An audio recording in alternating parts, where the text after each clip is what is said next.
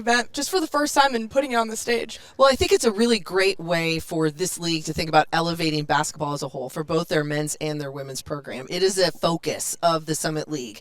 They look at how this is an opportunity for them, kind of the front porch of all of their institutions. A lot of it is basketball. That's where people resonate.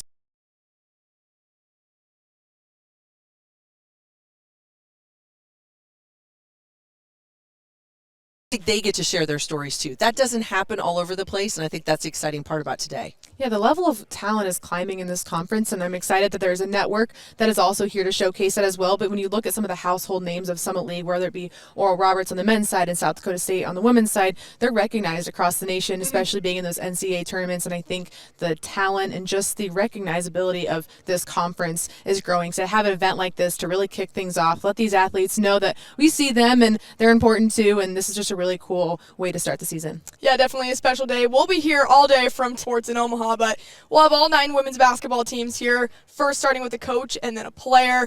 Guys, I want to talk about those preseason polls too, just released this morning at 9 a.m.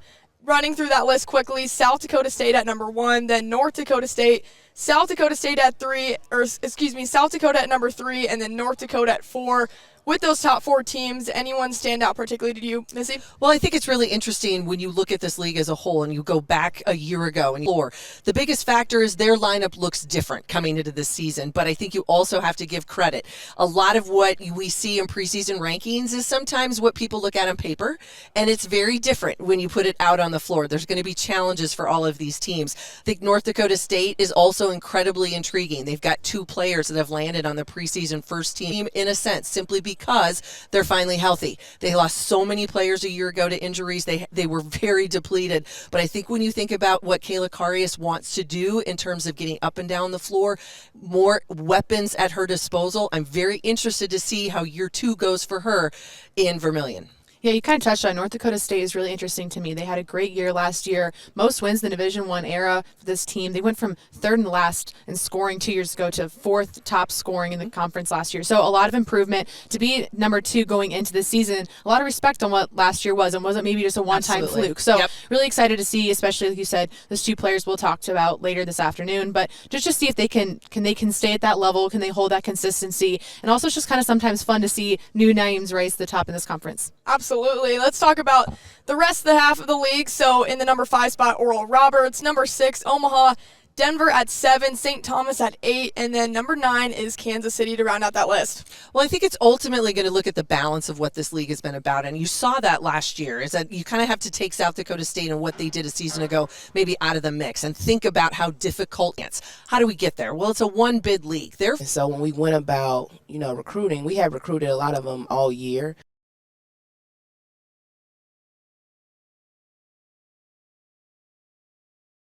When you think back to the run that you had here, you advanced to the semifinals, you guys beat Denver. And so you think when you get a jet now, like I'm learning that options, like be honest, tell them to lead this team. And I was like, what? Right? But I am. And I tell them about that. Like I was being selfish at that. Have that when you have a bunch of new people that's like, we're going to bond. Like you come into my house, I'm cooking for you. Like that's what we had. So they know. They know what that looks, and then it allows them to connect. Breaking it down on the court for us a little bit, what do anything else. And so I want every day. And so when you put that into game situation, but what success looks like for me. First time being in a conference meeting, have one like last year, like one last bang type thing before, I go into the future. I want to play overseas, so that's my goal, and my coaches are standing like a next level that I don't think any of us has tapped into. So we're going to, and we're getting there. Decided to come here for your last. Be followed or even people respect. You have to be a clique. We have 2 new coaches this year, and it didn't take much time at all for them to kind of be integrated with us. Like we already knew what we were getting, and it was like they just moved in. It was great. When you talk experience of being in college and multiple coaches, and it's all different. Like I'm not going to use the experience I've had at one. Yes, we're getting after each other. And Coach talked a lot about defense, but where has the emphasis been on the offensive side of the ball for you guys? It's really been on executing big. Yeah. So you can come down the floor and compose. So that's one of the things that all the exactly. All the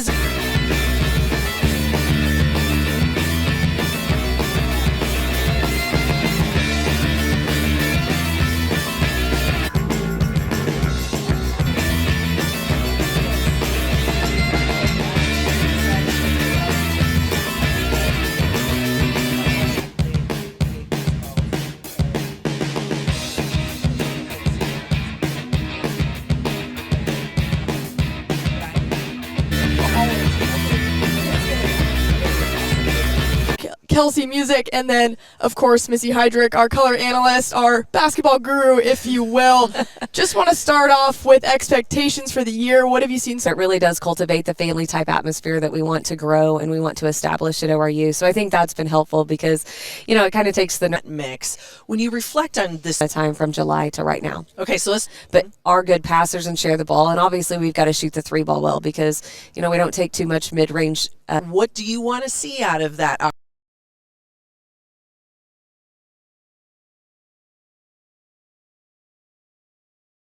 The Big 12 teams are obviously some of the best in the nation. It's great teams, and that's the only way you're joke with my AD. I said, hey, in any interview, when you hired me, I never said I was huge for us because then it helps us to recruit to the system and get players that fit it, the play and to hopefully be successful.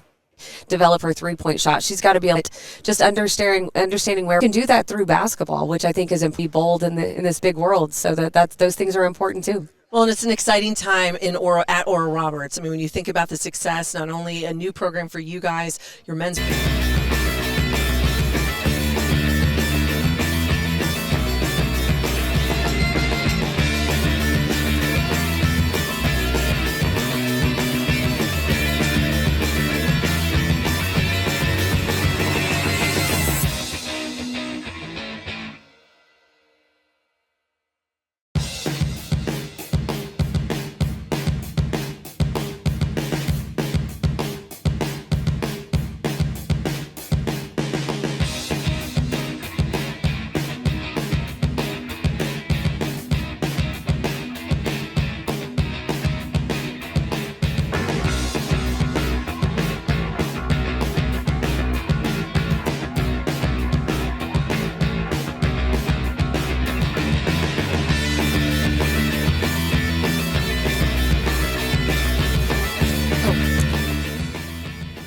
Welcome back to the Hurrdat Sports Show live from the Summit League Media Day. We have Hannah Cooper, grad student, joining us now. Besides a sports management degree, what have you been working on in your game?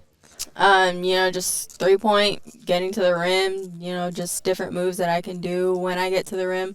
But yeah. Absolutely. And then the just Golden Eagle team, we talked to your head coach. It's her second year at the helm. What's been impressive about how this team's come together early on?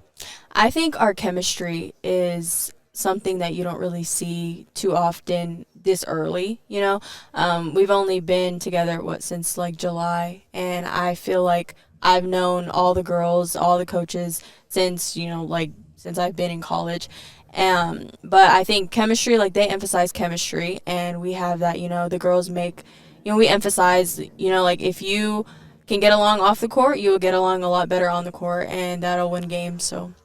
What's that looked like for this team off the court so far? Just at nights we have movie nights a lot at my apartment. We, just go out to eat a lot. But just those little things that we just do together. It doesn't have to be anything big. We don't have to go to a bunch of places. We could just sit down and just watch movies, watch shows, and just talk. When you think about last year and the previous seasons, and you had a new coach a year ago, nobody likes change. That's hard, right? Mm-hmm. It's a difficult process. But it seemed as though you flourished in this system that Coach Music brought to Oral Roberts. What was it for you that maybe where the switch, just the light went on, where you said, you know what, this is something that can really work for me. This is where I can be effective in this system and help lead this team. Mm-hmm. I think the style of play really suit me. At my D2, we kind of had the same system, and so I was kind of used to that. Mm-hmm. My first year at ORU, we had set plays, we did all of that. That's not what I'm used to. That's not what I like. Uh-huh. So when she came and she, was showing us her offense, I loved it. She knew I loved it. And I think coaches, not even just the style of play, the way they are with us, mm-hmm.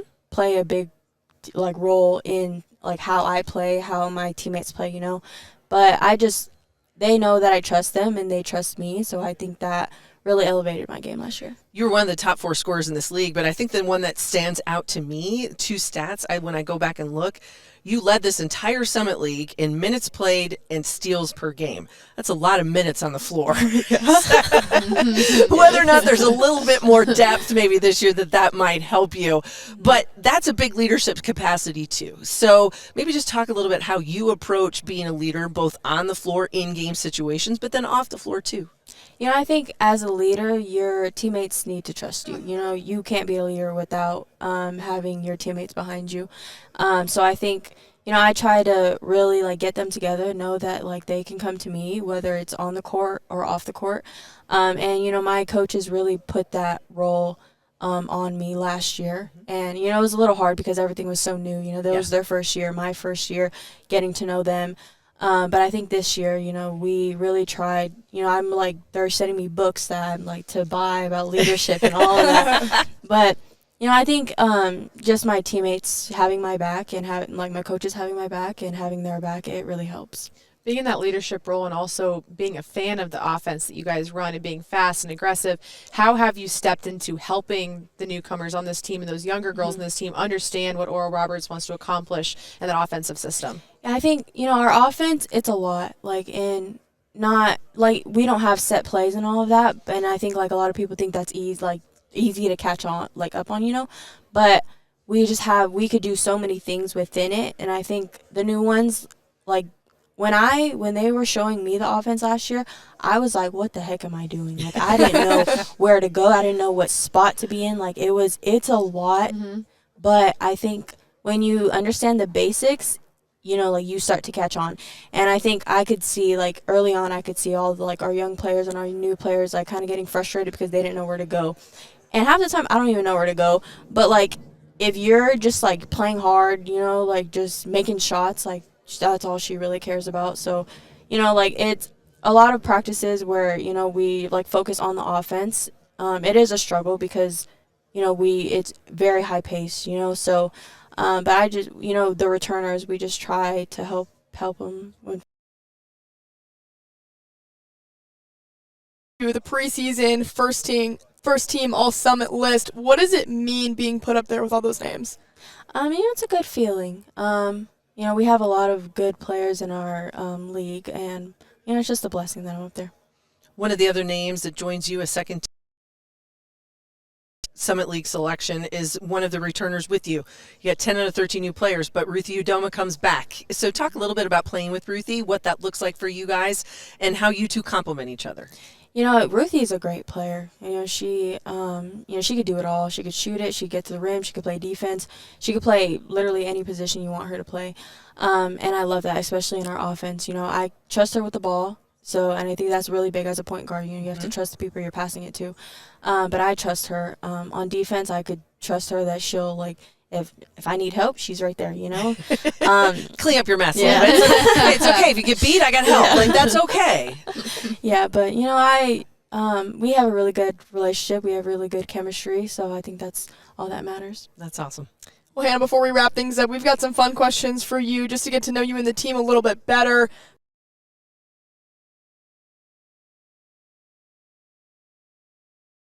Point guard selection. That's perfect. That's That's awesome. a great point guard answer right there. Next one, favorite home-cooked meal? Ooh, I would say menudo. My mom, she makes a lot of Mexican dishes, and I think that's by far my.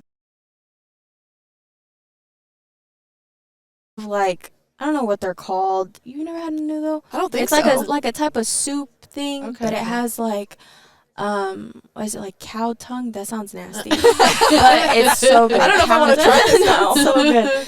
And it has, I forgot with some little thingies, I don't know, but it's like pretty much like a soup. It's, Okay. it's a mom secret. Yeah. It's a Okay. fan favorite. So obviously. good. Don't give it all away. Yeah. No, Yeah. don't give her secrets away. No. Last one, do you remember the first concert that you went to as a kid, or who would be that dream concert if you can't remember it?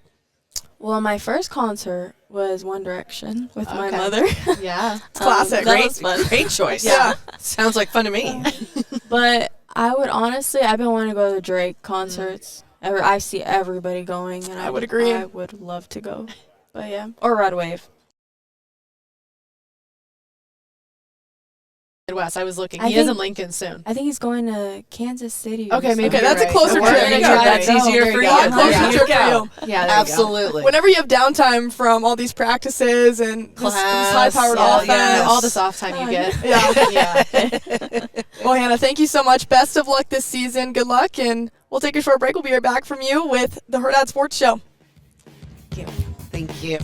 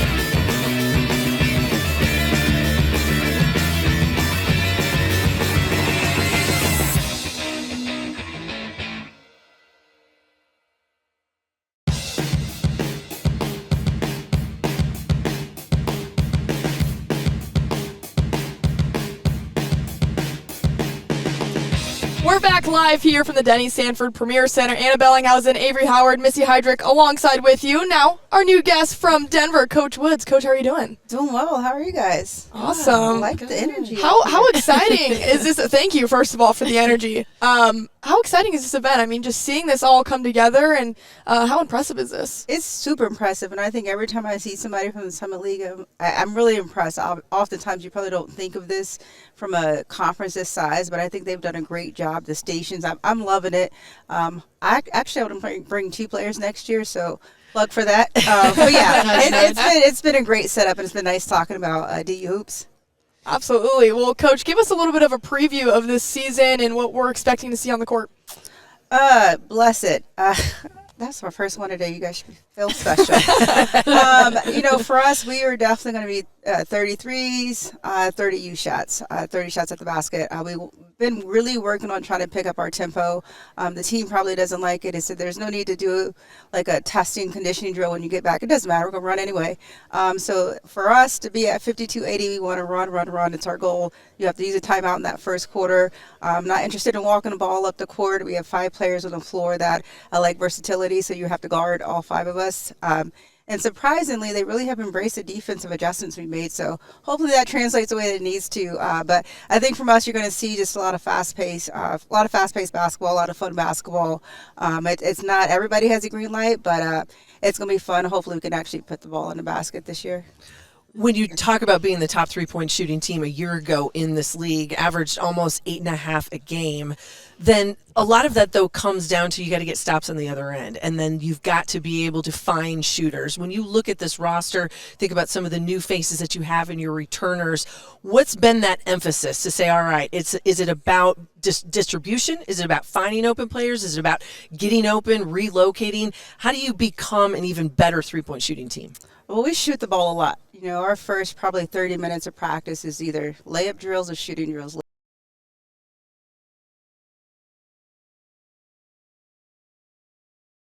as a team would tell you, every shot is not for everybody. It is not. So that's the deceptive part. People think like, oh, because she shot it, I can't. Oh, no. Here's the stats, boo. No, ma'am.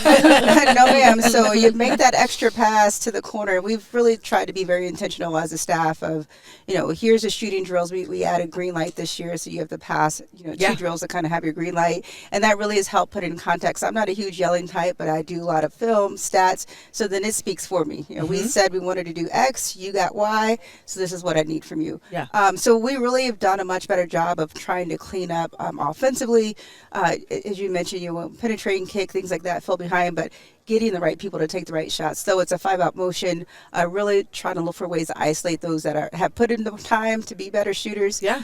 So that's something that we worked on this year. And defensively, I love defense, but ultimately, whoever has the most points win. Yeah. So not that it's not important, it definitely is important, but if we can make more threes than you make twos, then we're going to win the game anyway. And as you see that in translating into this league, because there are some high-powered offenses in this Summit League. We just got done talking with Coach Music at Oral Roberts. Talk about playing fast. Yeah, exactly, right? So we got to get back. Between her team and my team, don't forget the basketball. Because we're going to go. Yes. So with that said, then you have to think, well, where can we be most effective, and how does that look? And when you think about scheduling for yourself, and you know that the Summit League is going to be a grind, how did you approach your non-con? I know you've got Wyoming at home. You're going to go to California in late November, early December. What do you want to see out of this team early, and how did you look at that to get you ready for this Summit League grind? Absolutely. Well, first starting, when we get our team together in June, we talk about we want to play our best basketball in Summit League play and definitely in March, right? We want to be able to play our best basketball. Our non-conference schedule, which Coach Wernz is in charge of that, did a great job of finding like opponents too. You don't want to get in conference play and kind of be surprised by how certain teams play. You want to kind of face that already. And then, for us, is we have one non-Division I, but to be able to play like-minded Division I opponents, we've made a lot of progress. Unfortunately, I hadn't showed up in the way that I wanted it to in terms of wins and losses, but if you look at my time at DU, we've gradually gotten better and made progress. So our non-conference this year is really designed to set us up to be able to compete with, South Dakota State, with South Dakota, North Dakota State, and hopefully the style of play that we can see already, so we're not surprised in conference play. Absolutely. I want to stay on the defensive side of the ball. I know you like the offense, but I want to talk about defense because you have a Summit League Defender of the Year coming back this year. How much has she helped you make those adjustments on the defense? Because you said you've made some adjustments this year. How has she been a leader on that side of the ball? I think for her, just being that presence. Last year, her being the Defensive Player of the Year, just being able to finish plays. We were able to play around with a lot of things.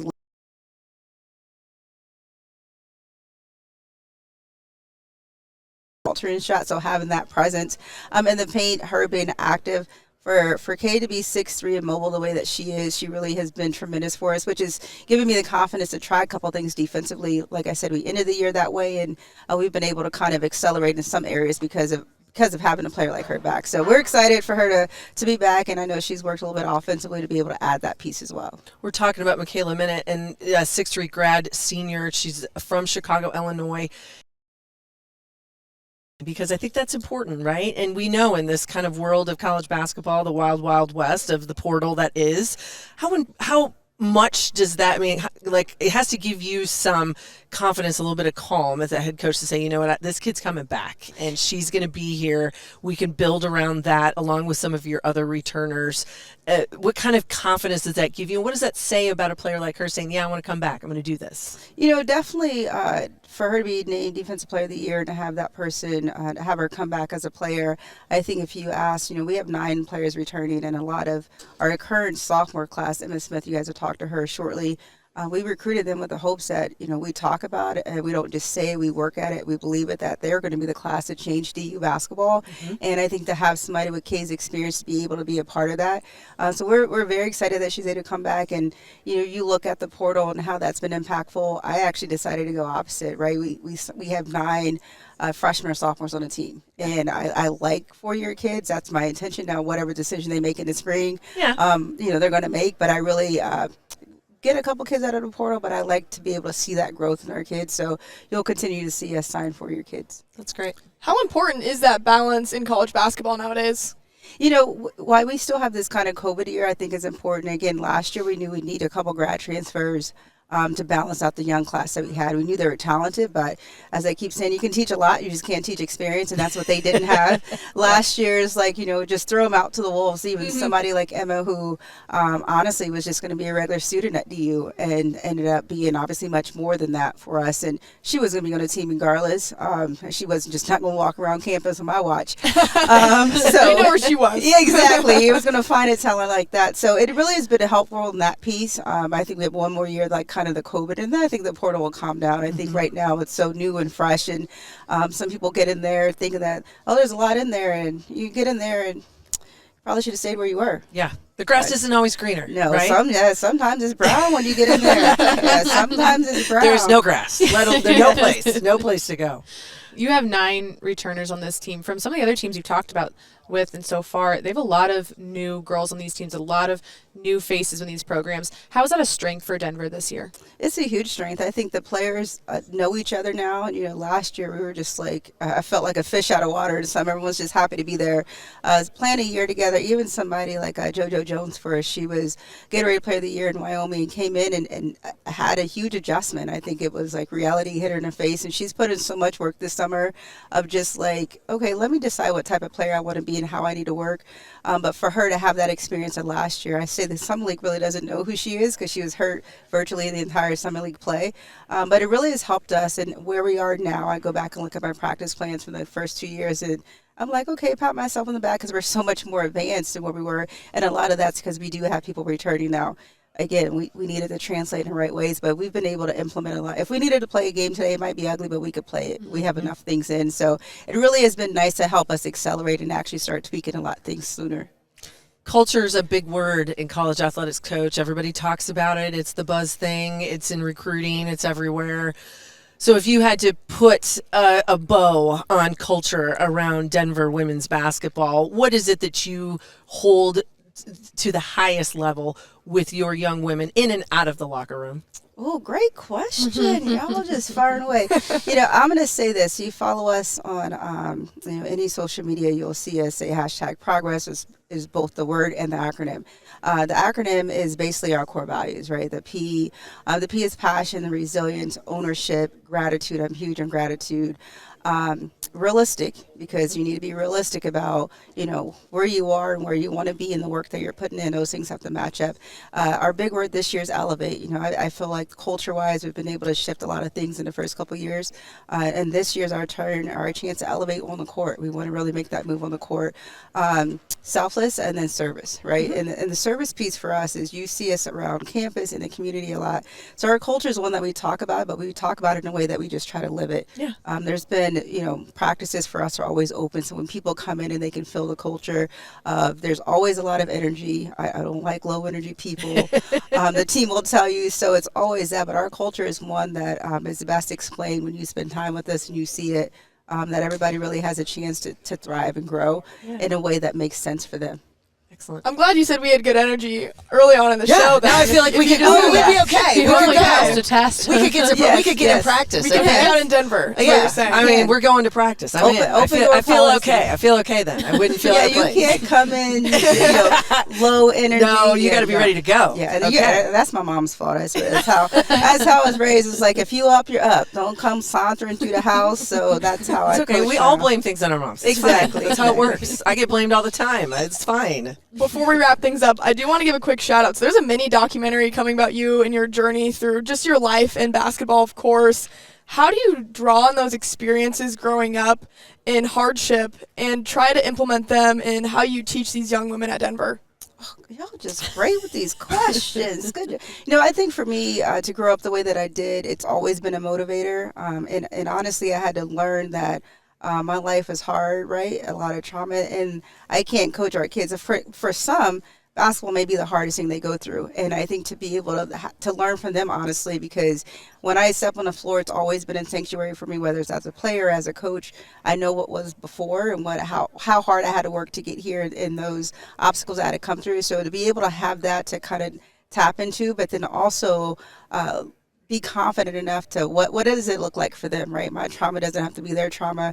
What does their experience look like? But to be able to kind of put things in perspective for them. So I'm fortunate to be able to have the platform to talk about it. And it's funny because I talk about it in a way that, wait, not everybody grew up like this when you get down to it, but it is nice to know that I have inspired some people to kind of like share their truth. And, I think it's also one of those things, you don't know what you can be until you see it. And I know for me, a lot of people inspired me to get to this point. And so it's my way to pay it forward by sharing my story. If you can see it, you can be it, Coach. Thank you so much for the time. Best of luck to you in Denver this season. We'll hang out with Emma Smith coming up next. We'll be right back. Thank you. Go Pios. Thanks.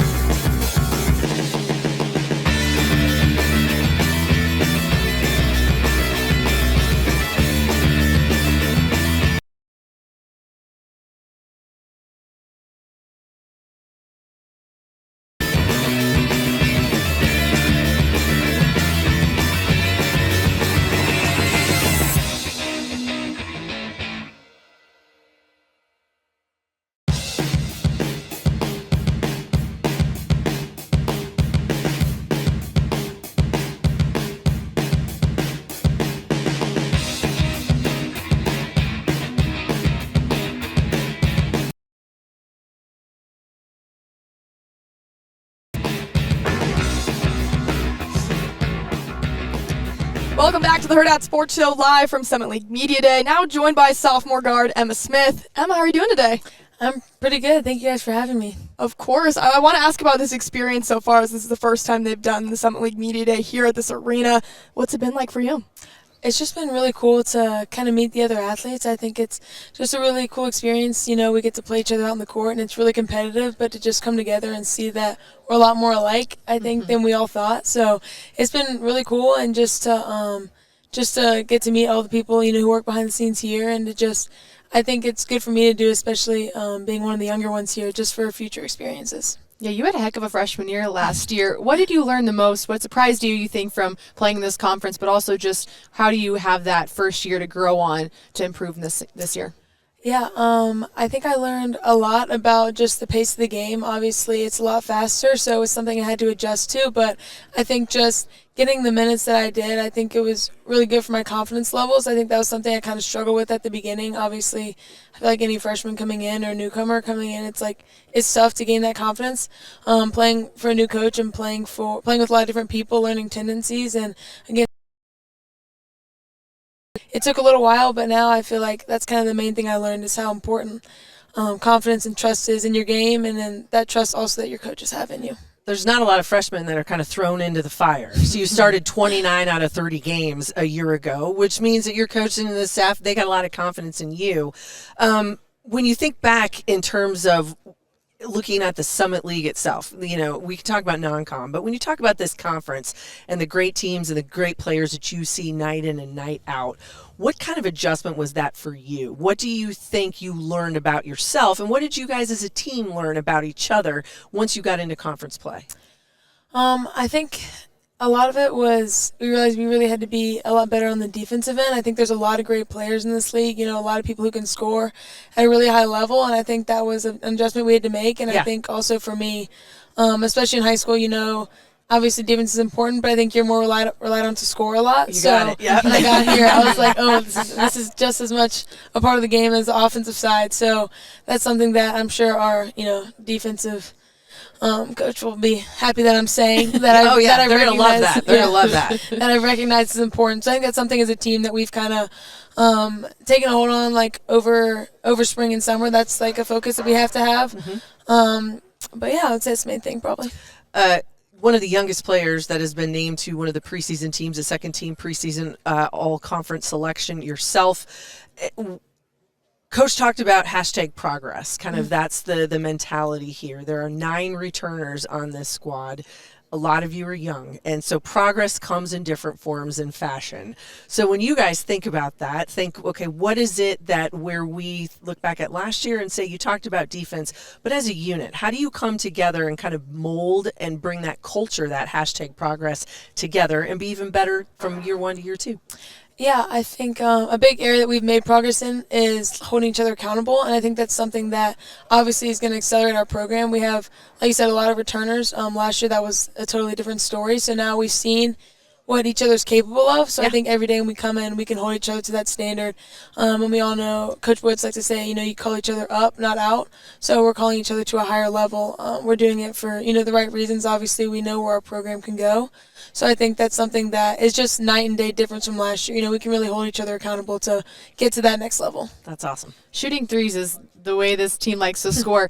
Your coach holds first 30 minutes of practice as a shooting drill. When you guys go on the court, though, how are you intentionally getting better in that shooting? Because you guys led the league last year, and you guys are looking to get better at that. How do you actually get better instead of just going out in the court and you're just putting shots up?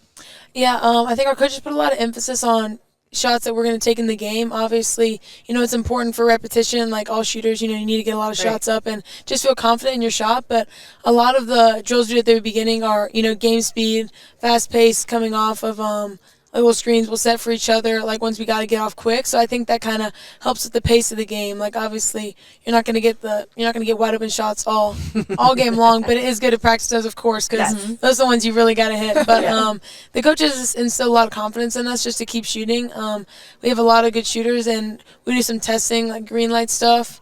So if you pass those tests, you know, you're technically able to shoot. You know, if it's a good shot early in the shot clock. So I think that just shows like their confidence in us. So then, in that way, we can also trust each other in that way. You know, if we know we put in the work and pass these tests, and you know, once games come around, you like trust each other. Emma, I always say from freshman to sophomore year can be the biggest jump for an athlete in their ability and confidence. Where do you want to see that jump for you? Oh, that's a great question. I feel like I want to see a lot of improvement in just like my passing and facilitating abilities. I think that's something I've really focused on in the summer. Obviously, I want to get more shots up and just be a smarter player. But I think I really want to. We lost a good point guard in Allie Har last year, and obviously we have a lot of other point guards coming up. But I want to be a guard that can do both sides, like kind of do both sides of the ball, so we can kind of play. I can play different positions and hopefully get a lot of other people open. I think we have a lot more potential, a lot more. We can have 5 people out there who can score at the same time. So I think it'll just, I don't know, make me happy to facilitate a little more and just see some of my teammates get a lot of good points too. You guys mentioned accountability. Coach talked about she isn't necessarily going to be yeller in practice, but she's going to show you stats. She's going to show you film. So sometimes when you have to sit through that, it can almost be worse. You maybe would rather just been yelled at out at midcourt, right? But so when you guys do that, when you have those sessions, what are some of the takeaways? Is it just necessarily, hey, we've got to be better at that, or is it true teaching moments, and then you guys have to go out and execute? I think it is a lot of the times where we can go out and put it into practice and apply, but it is good to see. Like they'll split up the statistics with however many seconds in the shot clock is left and where our highest clip is at that. And I think it's really interesting to see and just know that our coaches are putting in that work. Obviously, it takes a lot of work for them to put through those statistics and analyze the film. So just know that they're working on that half for us, and for us, to go out and put it into practice, I feel like is really important. Absolutely. Well, Emma, super quick before we wrap up the show, we've got some fun questions for you to get to know you and the team a little bit better. First one's always my favorite. Any superstitions for you or your teammates that you notice? Oh. Pre-game rituals, anything fun? Well, I'm trying to think. I mean, I play a lot of like worship music and softer music for the game, like the Fray. That kind of that's my favorite band. I like to listen to that before the game. We don't really have anything crazy that I know of. Some people like wouldn't. Well, she's gone now, but something with like tying her shoes last year, something specific. Yeah. But she's gone Yeah. now. But I try not to be too superstitious before. Okay. But yeah. Next one, favorite road trip snacks? I'm a foodie, so that's a good one. They make us really good like little snack packs when you go on the road. But I love these little like, what is it? The little Nutella things. Those are good. Okay, there you go. And With like the dips, where you yes, dip the with the pretzel dips. or the Yes. little yeah, I never stick get in them. it. Yep. I never get them myself. It's like right when we get on the road, like those are in there. Like Your special treat. literally. That's a and win. then I don't know, just any other little like goldfish, Cheez-Its, all those. Yeah. They're really good. Last one, who's your basketball role model? Oh wow, that's such a good question. Wow, I haven't thought about that in such a long time. That's okay. It's a tough one. It's Yeah, a hard but- one. You think about all the different people you've come across. Yeah. Oh well, I mean, I would say especially with the Nuggets. Like, I really like the way.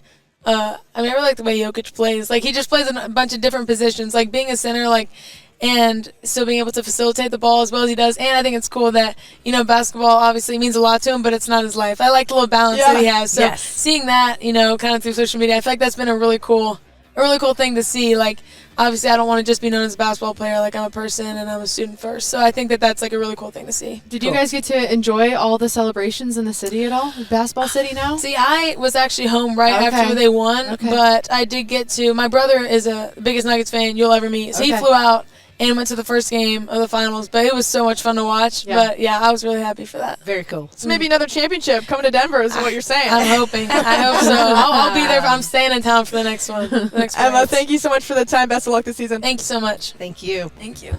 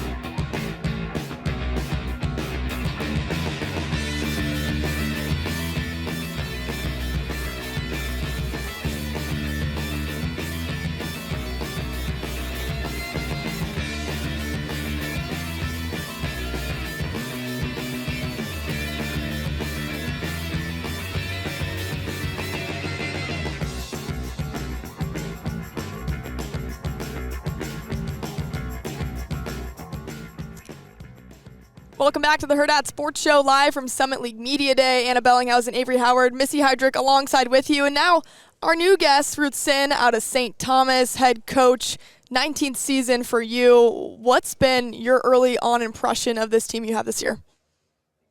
Excited about this year. It's the first year where our upperclassmen outnumber our underclassmen. So we've kind of been the babies, and we've been babies in a very, very experienced league. Their freshman year, I think we were going against 25-year-olds with 6 years experience, and it's just, it was difficult. And even year two, this league is so exceptional in talent and strong women as far as how they play the game, their experience level, and just their knowledge base. And so we've been taking notes, and I think our young ladies are ready to live into year three and try to become, a little bit of what they witnessed from the Summit League and their participants. This is, as you look at everything for you guys over the last couple of years, is kind of a first, right? First season, first this. Last year, you come in here, you get the first win at the Division I level, first Summit League tournament win in this building when you beat Western Illinois. What sort of momentum does that do? What does that do for you as you look and you have that conversation, not only with your returners, but with recruits, and you kind of think about, this is the environment that we want to live in. We want to keep playing on the next day and the next day when you come back here. What does that do for your program as a whole? No, exactly. We talk to our young ladies all the time, and especially these young ladies that are wearing the jersey right now. Their postseason experience is the Summit League tournament. This is our Super Bowl right now, and it is phenomenal. Yeah. But with that, we talk much more about significance, and that they get to do something that nobody else gets to do. A lot of times you sign up to be in a program and you're following the path of people before you. These young ladies, they get to be the pioneers. They get to wear the jersey, set the standards for people who are going to come back, and they're going to say, I'm going to be saying, hey, the reason we achieved this was because of what you did. Yeah. And the impact you made to our program. And our young ladies have really been just buying in with their whole heart about what our standards about, how we wear the jersey, what we want to be about, and what our why is. So it's really been a really great group to work with, because I think they really understand the significance and the impact that they can have. Because at the end of the day, when the game is done, it really isn't about the success. It's about the significance. And I think these young ladies I know they're going to continue to come together even when they aren't wearing the jerseys, and they're going to remember the things that they did and they accomplished. And I told them I'll be the first one to be calling them when we're starting to do some of those things. Yeah. And I'm going to thank them, because they're the ones that had the vision, they bought into it, and they really committed to it. So it's going to be fun. When you think about this group on the floor, and as you've been going through practices over the summer, the fall, now that you're into it, just a few weeks out from the regular season, you were second in the league last year in scoring defense, held teams to just under 65 a game, but also struggled at times to score the basketball. So where's that balance now with this roster and what you've been implementing and really focusing on when you get in the gym? Yeah, that's, sometimes as you're trying to prepare, you got to be in a rock fight. And I think there was times where that was our best mode of operation with that. We're hoping to expand that. We still want to be defensive minded, and we're still going to be really stingy on that area, but we're hoping to expand offensively. The nice thing offensively, I think, is our players have matured to the point where we have a couple of players that can create opportunities. They can be content creators for other people on our team. Okay. And so we've been really working on putting them in a position to really understand how we play off of each other. I think you saw a little bit of it at the end of the season. Yeah. We kind of finished the season on a very strong note. I think winning, 7 out of our last 8 or so. And I think we're going to continue that through, because I think they're just coming to that next step of, hey, I think I can do this, and I know I can add value to our team this way. And experience has to help with that. As you said, Definitely. they're young. And so now these younger kids are a year older. Your freshmen or sophomores, your sophomores or juniors. Right. They've been through the grind a little bit. They've seen it, and they're going to understand what it really takes to go get a tough win on the road and to hold home court. You know how important that is in the Summit League. Oh, there's no question. And that's our theme. Our theme is about clarity and alignment, but even more importantly, consistency. And you saw that in our team. There were even games where we were getting a big lead, and then all of a sudden the second half, it's like we're holding on for dear life. And it's like, okay, can we just get consistent for 40 minutes? Yes. Maybe we'll start with 40 minutes, and then we can expand it. But we've been really emphasizing that consistency in our practices and the way that we approach with our effort, our engagement, all those things with that, and they've responded. That's great. You have an older roster, like you said, this year, and also coming off how the way the season ended last year. How do you think having that experience and also just the momentum from last season has really just pushed this off season for what St. Thomas wants to be this year? I really do think it has been very, beneficial in that they now get that. Yeah. Your freshman and sophomore year, sometimes it's just about where do I fit in? And that's a lot of eyes. It's a little bit of a blur. Correct.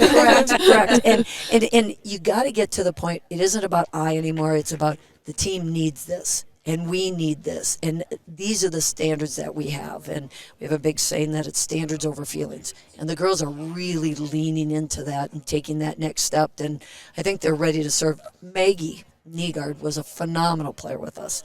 And you saw her development. Mm-hmm. Her junior year was a little bit more about what her role was. Her senior year, it was just about what we need as this team. What is it that's important right now? And so we're hoping that our upperclassmen will all take that same step she took and just really own the program. Coach, before we wrap things up with you, what does success look like for St. Thomas this year, just in its third year in Division I? Success is always funny because there's so many different areas that you can talk about. I always talk about significance, and at the end of the day, I want this to be about building strong, confident women. But on the court, there is that success aspect, and even when we were in Division III, and we were at the top of our game and the top of the league and the top of the nation, it was all about making sure we can live into our potential. Every single day, our biggest competitor is going to be us. Now, we're watching all these teams around here, SDSU, we're studying them because, again, you learn from the best. Mm-hmm. But we also need to really continue to live into our potential, and how do we maximize our potential? And I think that's where we're going to really look at, is if we can look at it and say, hey, we gave everything we had. Because, at the end of the day, a lot of times is if you leave everything on the court, you're usually pretty much on top with that. So we're looking forward to that day. It seems like you've had a lot of sayings. There's a lot of things that this team lives by. Is there like a motto for this season? We're still kind of working on our themes. We have themes. You're definitely right. You're definitely right. We have a pyramid, but again, we're trying to have it be theirs. I think sometimes as coaches, you kind of pick your motto and stuff, but it's not the players. And we really do want a players coach team. Now, I get the last say. Buck stops with you. Yeah, I get the last say. But we do want them to feel that engagement and that ownership with that. And so right now they've kind of got a couple of them that they're thinking about. We've got a meeting coming up just to decide, what is there something that's going to really drive us towards. We know that. I'm excited now. Well, we talked to Jade Hill next, so we'll have to crack her down on that list. And she's going to get that those. question now. Oh, great. she absolutely will. I think she's nervous now. She'll do great. She is a great representative of our institution, and she does it with such humility. She's working on becoming a little bit stronger voice, but she's a great lead by example leader. Well, Coach, thanks so much for the time. Best of luck this season, and we'll talk to Jade Hill next. Well, thank you very much. Yeah, good luck this season.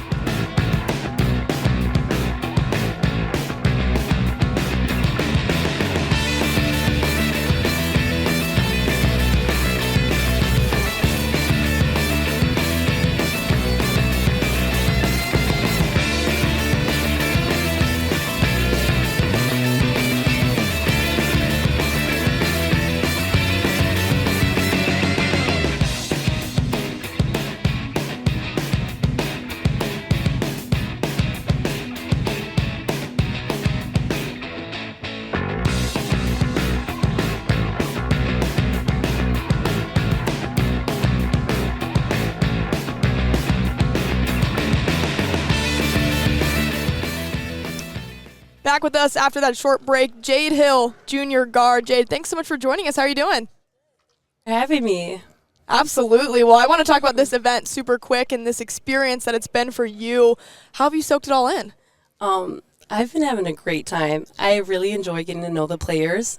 I think that's like the best part of this is like we're mingling with other players and other people from different teams. Usually we're just butting heads with each other on the floor. So it's fun, like getting to know them. And yeah, I think it's fun. It's sweet. Good. The question that you probably overheard us over there. We were asking your coach about the themes that you guys all live by and practice by at St. Thomas, and she said this year your guys' theme is going to come from the players itself. Has there been a motto that's kind of risen to the top for this group so far? I think consistency. I think that's one thing we've really been striving towards and like working towards. I mean, being consistent in practice, being consistent with the little details and like our actions, our behaviors, like how we perform on the floor. I think that's just like our biggest thing is consistency. You're a Minnesota kid, so you from Minneapolis, went to Minneapolis South High School. Now you're at St. Thomas in a Division I program. How exciting is that to be? Because I grew up in Minnesota. You weren't even born when I was in college, so we'll just leave it at that. But there was only one. There was one Division I school. You know, everybody was University of Minnesota. Now there's two. There's two options in the state of Minnesota. That's kind of a cool thing. It is. And to be part of that foundation of this program, what does that mean to you? And what does that mean to other young women, not only from the state, but then say, hey, you know what? That's a place I want to go. Yeah. It's really nice. It's a good feeling to know that like I'm starting something, like I'm the first of something, like the pioneer. Our coach always calls it like the pioneer group, like because we started it, and I think that's cool, and it's something I'm gonna be able to tell my grandchildren, my children, and like people for a long time. And I think it's like it's a really cool experience because like younger girls from the Twin Cities can look up and be like, I can do that now. You know, I'm a model, I'm a role model for them, somebody they can look up to, which is like. You know, they might not have had that because, you know, U of M is such a big standard, you know what I mean? And not saying St. Thomas is not, but it's like, okay, this girl I played with in high school, she went to this Division I school that's 10 minutes away. Like, it's such a cool thing. Yeah, it opens a lot of doors. Yeah. And absolutely. So let's talk a little bit. Let's get into what happens on the floor. You played over 30 minutes a game in every single action that you guys saw a year ago. Almost 120 assists on the year. When you think about yourself as a facilitator, as a leader on the floor, how does your game grow from being a sophomore now to a junior?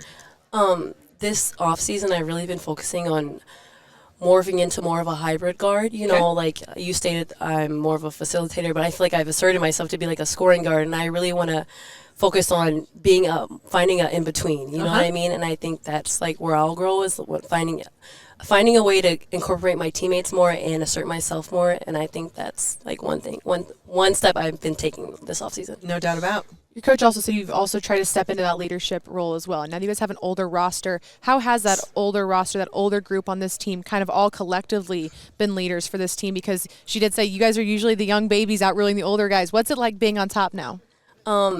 It's different. It's different. You really have to put yourself out there, which I'm not used to, you know what I mean? I tend to lead by example, but now I have to use my voice more, and it's a little uncomfortable, but it's like, this is what the team needs from me, and, you know, like, I'm willing to do whatever the team needs to, you know, help us grow and make us better.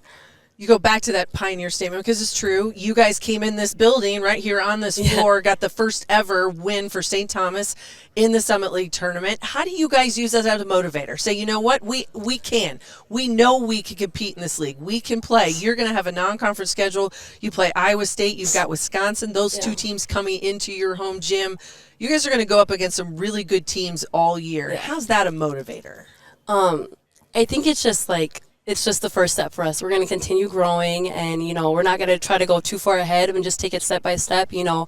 Hopefully you get a win against Drake, you know what I mean? But we're not going to look too far ahead, but knowing that we've done that, it's a good feeling, and just to use that, you know, to motivate us for the next season. Absolutely. I want to ask about the identity of the St. Thomas team. What do you want that to be? Because Coach was talking about how she wants the players to lead in that culture and those roles. What do you want that to be as a junior leader? I'm sorry, can you rephrase that question? That's a lot. Yeah, just the identity of this team. What do you want it to be on the court? I'm not even sure. So past years we've been more of a defensive team, but I think we're trying to morph to make it, you know, not all about defense, but more about offense. You know, we kind of lacked scoring last year, and I think with our new offensive and defensive system, it aligns with each other, and it lends hand in hand. So it works really well together. So that makes total sense. Yes, absolutely. One of the things that I look at, and I always think of a team when they go from one year to the next, and you got new faces, but you've got some players that return. When you think about the culture, both in and out of the locker room, how have you guys kind of blended that together? How have you spent your time away from basketball together? But then when you get in the gym, how competitive it really is in practice? So we've added this new thing called a competitive culture, and I don't know if Coach talked about that. And that's added a whole new level of competitiveness to our program. And it's like we get a little catty, but it's like we know we all love each other off the floor because we spend a whole bunch of time, off the court together, which is really fun because then we get to grow and learn about each other, and then it makes it easier for us to get on each other in practice or to compete and not take it personal. So I think that's like a cool thing. Absolutely. You gotta have it's Yeah. like a yin and a yang. It and is. It's a balance. It really is. Yeah. Because you're going to go at it, but then we also got to be friends and we got to live with each Yeah, other. exactly. You're still doing the dishes. Yeah, you got to share a bathroom. I mean, that's how this Exactly. works. Yes. Jade, before we wrap things up, we have some fun questions for you Yay. as well. Get to know you a little bit better. These will be a lot easier questions. Basketball role model growing up. Who was that for you? My sister Taylor. Yeah, she played in the WNBA. She played at Ohio State, and she always she gives me a lot of advice, not to be so hard on myself, and just like little tips and tricks that she learned through her successes and failures. So that's who my role model is. Yeah, I love that. Okay, so home cooked meal or a meal you like to make even in the dorms right now. You take any recipes from the family?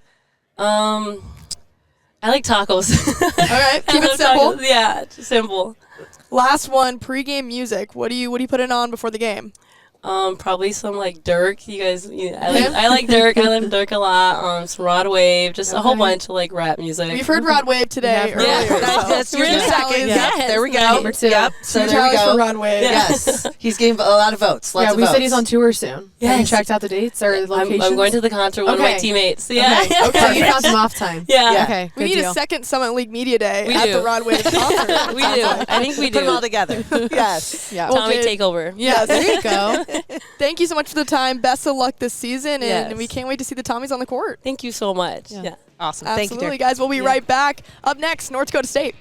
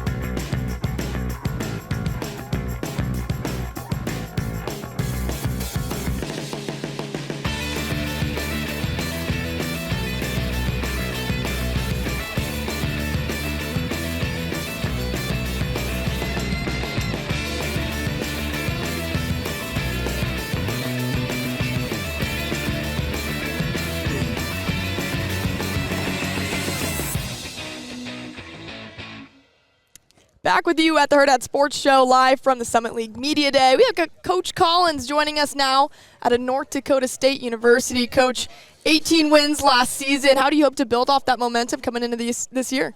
Yeah, we're continuing to make steps. Was really proud of our group last year. We brought in some newcomers, with a couple veterans. We had great impact from a couple freshmen in Elle Evans and Abby Graham. That really got us going in the right direction. We were fortunate last year to get off to a great start, I think 6-0, and get some confidence and momentum into the season. But now we're here again with another young group that's coming in, but feel like we have, 6 kids that are returning with great experience. So we're kind of blending those two, the really talented newcomers with 6 returners. Makes for interesting practices, as we're working through some things. But love the direction they're going, and obviously hoping to build off last year. Yeah, how do you build off last year and then build those two groups? What does that off-season work look like for you guys? Yeah, I think letting our upperclassmen, when you have Abby Schulte and Heaven Hamling, who've both played, this is their 4th year with us. Heaven's been in college for 20 years, it seems like. Their ability to be also coaches and teachers on the floor in drills or in situations and helping to explain whatever schemes we're working on, offensively or defensively, and reiterate what the coaching staff is trying to emphasize. I think that's invaluable when you have returners that are able to do that for the young guys. So, their progress hopefully is moving faster, just having upperclassmen to lean on. But it's going to be interesting. I think, our early schedule is going to be tough. And so there's going to be some ups and downs there, but hopefully, that playing experience with the young group against some talented teams in the non-con will get us ready for Summit League play. We're going to talk with Heaven Hamlin. She's going to be up here in a little bit, but you are the only school with 2 picks on the first team all-conference preseason list. I want to talk about your sophomore because I was incredibly impressed with Elle Evans when I saw her a year ago. She was the Summit League Freshman of the Year at 6'3". She was double figures for you, 26 out of 30 games a year ago. What makes Elle better this year? Where has she improved? What's the focus been? What'd you tell her in the off season? This is how you've got to be better from year 1 to year 2. Well, I could talk about Elle all day if you want to. I knew as soon as we signed her that she was going to have a chance to be Freshman of the Year in our league because there was just some things she was able to do physically that were just undeniable, and that kind of size and length and athleticism. Right. And then you get her in and you see that the work ethic also matches. She hasn't lost a sprint in our practice since she's been on campus. That's awesome. And wins by half a length usually. That says a lot about her and her commitment to that. I think, when we talked in the postseason on how can you make a jump into next year, it was really the physicality, just being a more physical player. She comes in as a freshman, how you all are at 17, 18, and you're a little bit slight. Big difference between being a freshman and then going against grown women who are 22 and 23 as upperclassmen. Yep. She's worked really hard in the weight room. Yeah. We've worked on some things skill-wise. Her mid-range game is really coming along, becoming kind of automatic for her. So there's some things there basketball-wise, that have improved. Physicality's improved. We've really talked more mindset on, hey, when can I break away and be the player that everybody thinks I am? And I think, in high school she played with a super talented teammate that was also a Division I player. She was kind of second fiddle. I think she only averaged 9 points a game maybe her senior year. What didn't surprise me that she increased that, at our level and is going to do that again. But I think just the mentality of, hey, I can go make a play and wanting to do that and not be so structure-based of I'm just going to run the play is something that I'm looking forward to seeing her do. And she's shown that here in practice early. Well, she's not a secret anymore. Everybody in this building and in this league knows about Elle Evans. So when you think about that and you look at your systems, especially on the offensive end, what are some things that you guys can do maybe to not only kickstart it as a total for the team offensively, but put her in some positions, utilize that mid-range game?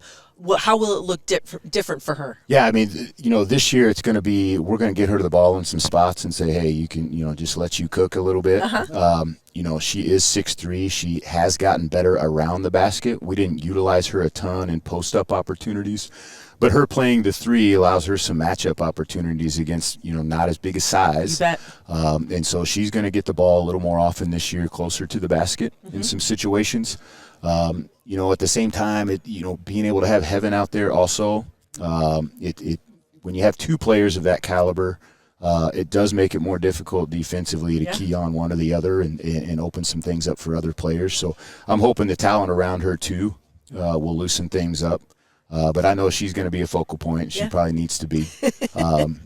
She's so good. She was so good last year I was like, hey, you could just get 6 points a game if you just, when we get the ball, you put your head down and run. Yeah. And she plays the 3 for us, so she runs the left side, and we probably had, 25 highlights of just throw ahead, layup for her because she's so fast and was willing to run so hard. And I think that's going to be there for her as long as she wants it to be.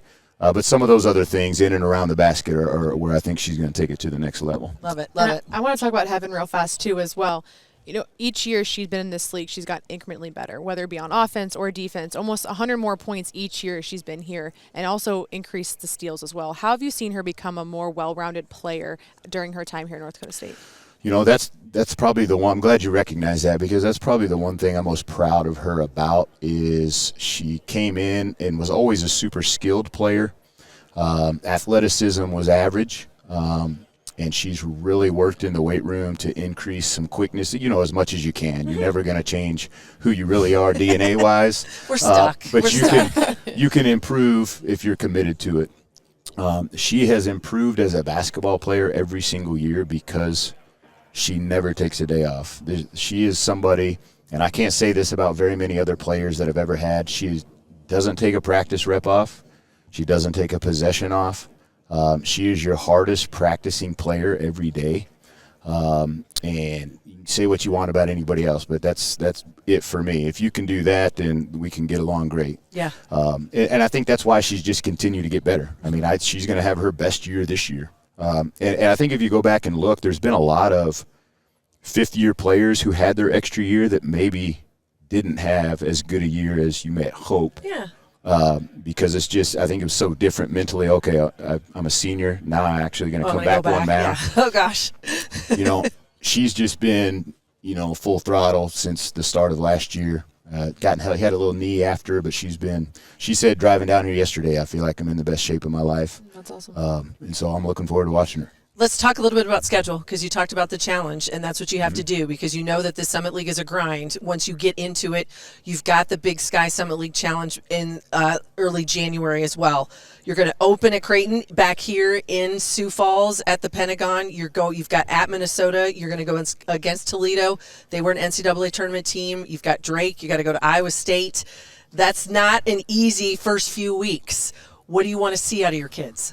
Oh, it doesn't sound as good after you just listed all those all in a row. Who did that? Wait a minute. I don't know. It always sounds good in the spring when you're putting it together, and then you actually have to start preparing and watching film, and you're like, this is not a good idea. No, I mean, we have goals of where we want to be as a program, and we have to get ready, and you have to get exposed sometimes, and you have to play that level of competition to improve at the level you want to improve and the rate you want to improve at, so that we have a chance to win the Summit League in January and February and March. And so, you know, we're going to go play some tough teams. We're going to play some of them on the road. We're going to play some of them at neutral sites.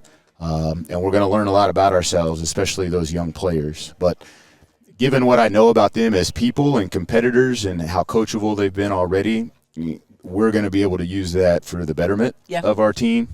And it's not going to be a deterrent as far as, you know, confidence or anything like that. So, you know, if we can be anywhere 500 or close going into Summit League play, then I will be really happy for what the Summit League play is going to look like. Absolutely. Coach, you come in number 2 in those preseason polls that were just released today.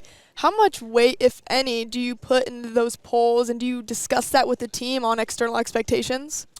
Yeah, I mean, we kind of talk about our own expectations, and we'll talk about this for probably 6 or 7 seconds and then move on. I think, you know, there's something to it as you're trying to build a program, as you're trying to take it somewhere that it hasn't been in the Division I era, and that obviously feels good to be picked high. But, you know, our goal is consistency, and I want to be a 1 or 2 preseason poll from here on out. And to do that, we got to have a high level of player, and I feel like we're getting those now. And we got to continue to do that. We all know we can be the best coach or the worst coach. If you got the best guys, you're probably going to win at a high level.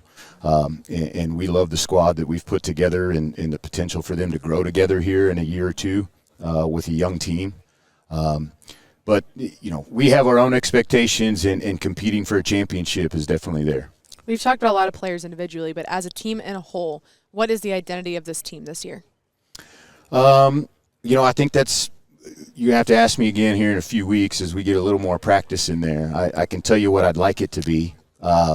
This is going to be our probably longest and most athletic team that I've had.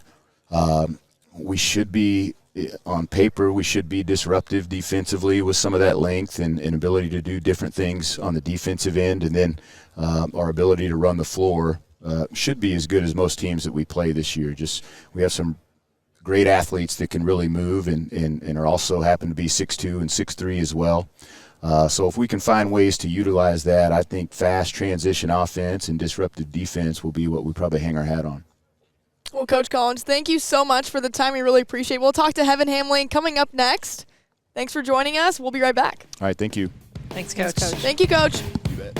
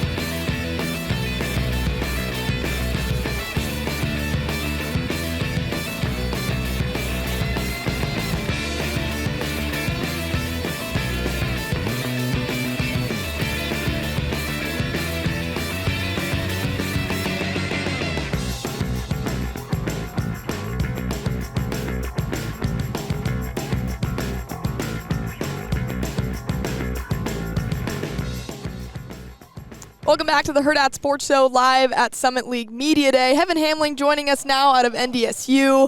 Preseason first team in the Summit League. What does that honor mean to you? It means a lot. It's a super special place to be at in the league. There's great atmosphere, great players in here, so it's just super special.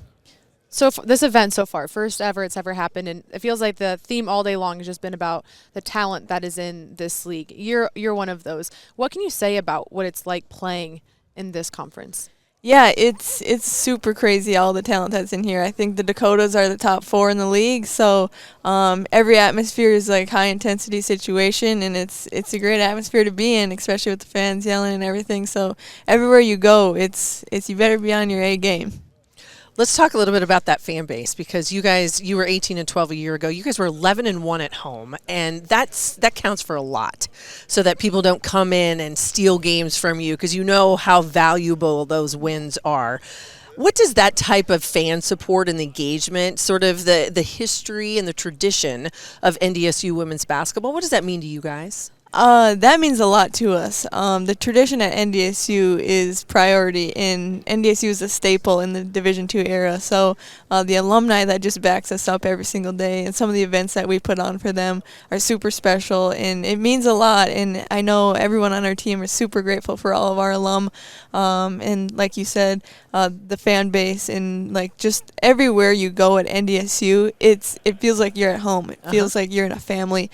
The NDSU football tailgates, the team makers events, everything is just so special there. You averaged almost 18 points a game last year, one of the top 4 scorers in this league, is a reason why you land on that preseason first team list. What about Heaven Hamling's game is going to be a little bit different from last year to this year? What are we going to see maybe a little bit different that you've added to the mix? I think just the pace of play is going to be a lot faster. I'm in a point guard position this year, so on the ball as different than like off the ball. I think last year I was at the 2 to start, and now this year I'll be at the 1. So just pace of play will probably be different, and you'll see us get up and down the court a lot faster. That makes a big difference. Coach talked about blending the experience of this team and also the talented freshmen. He said from a coaching standpoint, it's probably a little bit different than what it's like for you guys. Now trying to mix in the style of play and season coming here pretty quickly. What's that been like as a player on the court, meshing those two? Yeah, well, we have some freshmen coming in, but they don't act like freshmen, so that's a big help as well as a veteran. You're just trying to get everyone playing together, which, playing like pickup and off season really helps a lot too, because you just create that chemistry that you might not in practice all the time. So the freshmen coming in and then the veterans that lead us, we do a great job of just sticking together and getting concepts down, so everyone feels like even if they mess up, it's not the end of the world. Like there's a next play, there's always something next that you can redeem yourself. So and that helps them out too, just for chemistry and meshing wise. Well, one of those freshmen just so happens to be your younger sister. So, Taryn, who is a freshman, 5'9" guard. You're from Grand Rapids, Minnesota. You started at Stephen F. Austin. You land at NDSU. What's it like having your sister, and how is that dynamic in practice? It's good. I really like having her here. She in practice, she's coming along. She's got some weaknesses. That was very sweet. You said that very nicely. Coming along. Yes, I feel like your parents are going to appreciate that.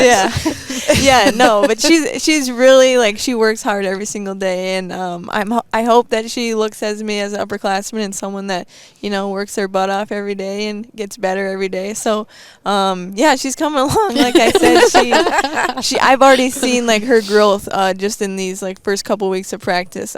Coming in as a freshman's hard. You don't really know anyone. She picked a locker right next to mine, so she might have been a little scared at first, but that's okay. She's a college girl. She likes it. She never really wants to go home, which is cool too. So yes, that means she's blunt. She's fitting it. She's finding her place. Yeah, she's a social butterfly, so she loves it. But I'm super excited. On the basketball court, I give her some pointers here and there, and she takes it seriously. So it's been awesome. Good. One of the things we always like to ask people, because I think it's the buzzword, we hear it all the time. Everyone wants to talk about culture, and I think your coaches will have one thing, but I think players sometimes view the culture in your locker room, outside your locker room, maybe through a different lens than coaches do.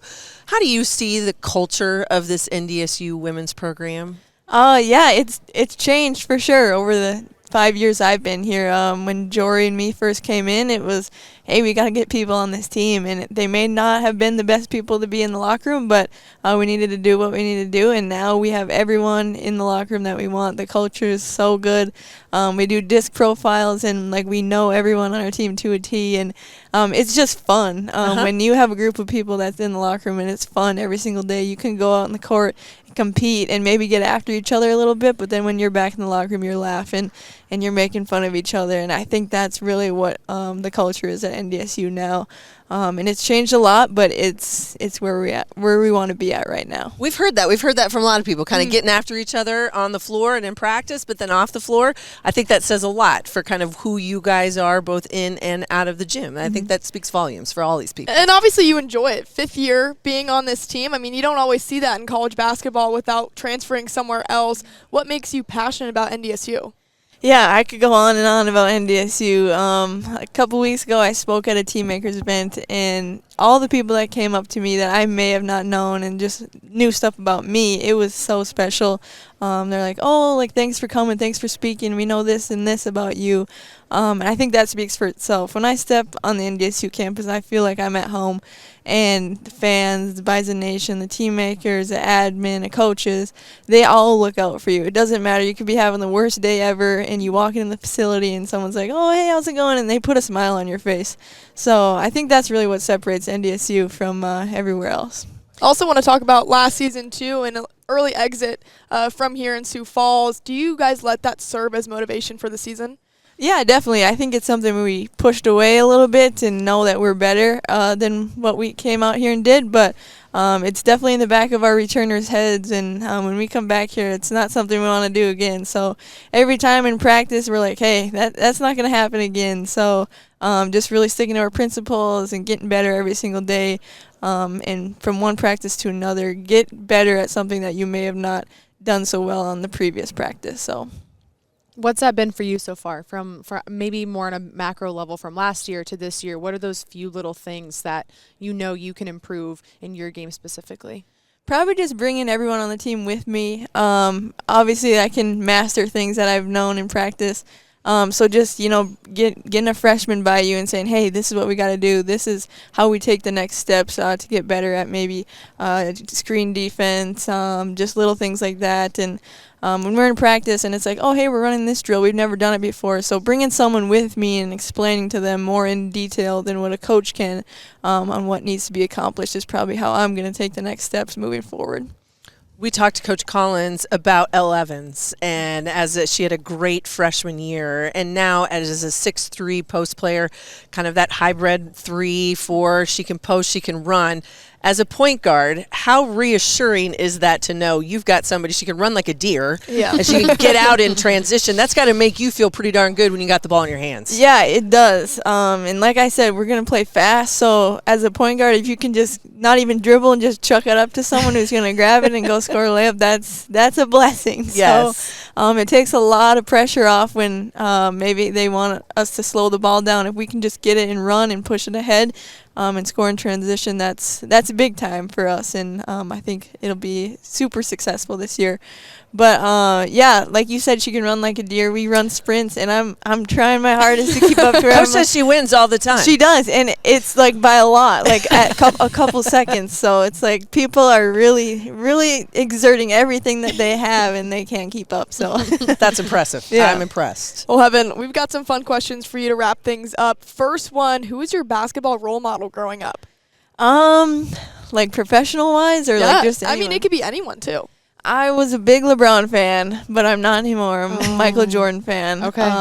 Growing up, I'd watch the Cavs, and I get so mad when they play Golden State. But they won the one year, so we're good. But I would watch. People used to tell me I played like Pistol Pete, so it's a good comparison. Yeah, there you go. Would. That's old school right there. It is. Yes. Yeah. So I would go on YouTube and watch, videos of people dribbling and just doing like fancy moves and stuff like that. So. I would just say Michael Jordan, LeBron James, and whoever I could find on YouTube. Love it. So you go on a lot of road trips in the Summit League. What are some of your favorite road trip snacks? Snacks. I would say Cheez-Its for one. Check. It's been on the list. It's just a bus. Been number one. Popular. Too. Yep. Yeah. You went. Yep. We've had that one already. Yeah. Okay. One time I decided to make like raw cookie dough and bring it on the bus. Oh. And it was questionable. It was really good, and we ended up playing really good. So maybe I should bring it back, but I just never did it again because it was too much of a hassle. As a to, parent, keep that makes me cold. nervous because of like the raw eggs and stuff. Oh. I mean, that makes sense. I Don't eat tell it your all the coach time. that. Yeah, let's keep that one to yourself.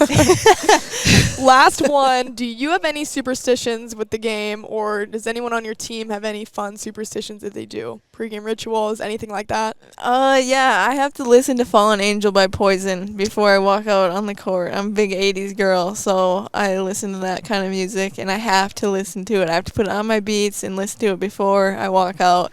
And then I have to put all my compression stuff on before my jersey. It's just socks, compression, How it goes. knee pads, then how it the works. jersey. And There the you go. Cheez-Its, the raw cookie Yeah. dough. Check. Yeah. She's ready. Yeah. Then it all she's ready to together. play and score. Yeah. Absolutely.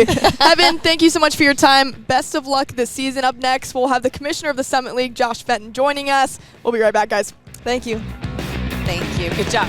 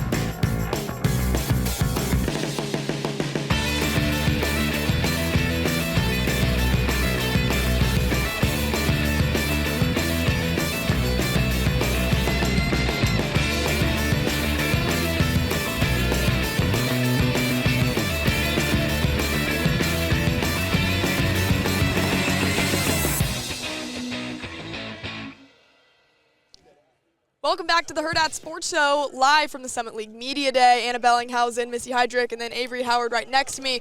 We've got Commissioner Josh Fenton joining us now. I want to say, first of all, congratulations on putting together this event. I want to take you back to that initial idea of doing this Media Day and how this all came together. Well, Media Days, as you all know, is not a new idea, right? You see Media Days all the time. But I think if I took you back to 2020, when we had COVID, and then all the media days basically got shut down like every other event, and we had to move virtually.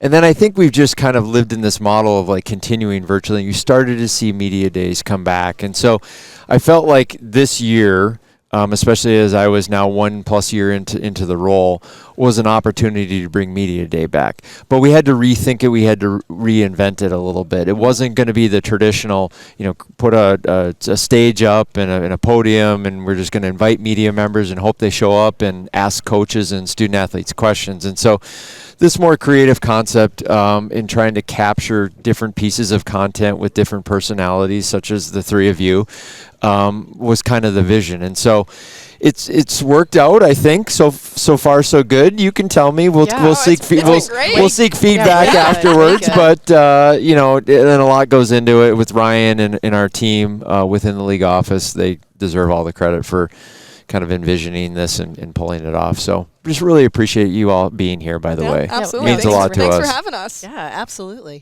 When you look at the landscape of this league and the success that it's had across multiple sports, whether it be Oral Roberts in the World Series, whether basketball specific, being in the postseason in March, to just many other, Denver, I could go on. But where do you see the future and how this league continues to expand and grow? Well, I think you touched on something that's important. Just broad-based competitive success is important. And so whether it's success in basketball, which, by the way, we do put a lot of prioritization around, and all of our other sports understand that, because if we have success in basketball, it kind of has this rising tide effect to it. But you mentioned baseball in the College World Series with Oral Roberts, but just competitiveness, you could take you back a few years to Denver and men's soccer. Yep.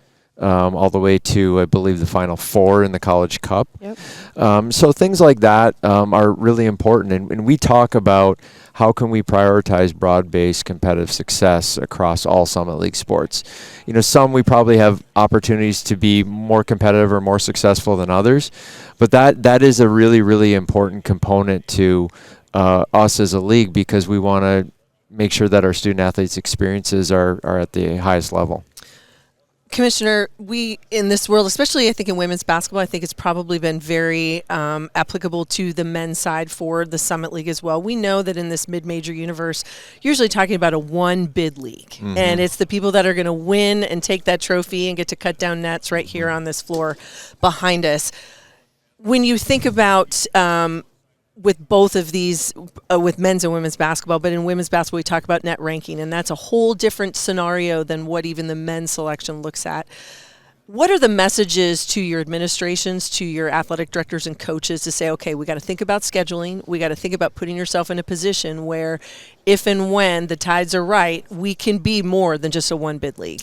Yeah, and I appreciate you mentioning that. And as you know, not too long ago on the women's side, we were kind of right there with two in the tournament in South Dakota State. It's happened before, exactly 2 different times. So I don't think we're that far off on the women's side, because we've been there.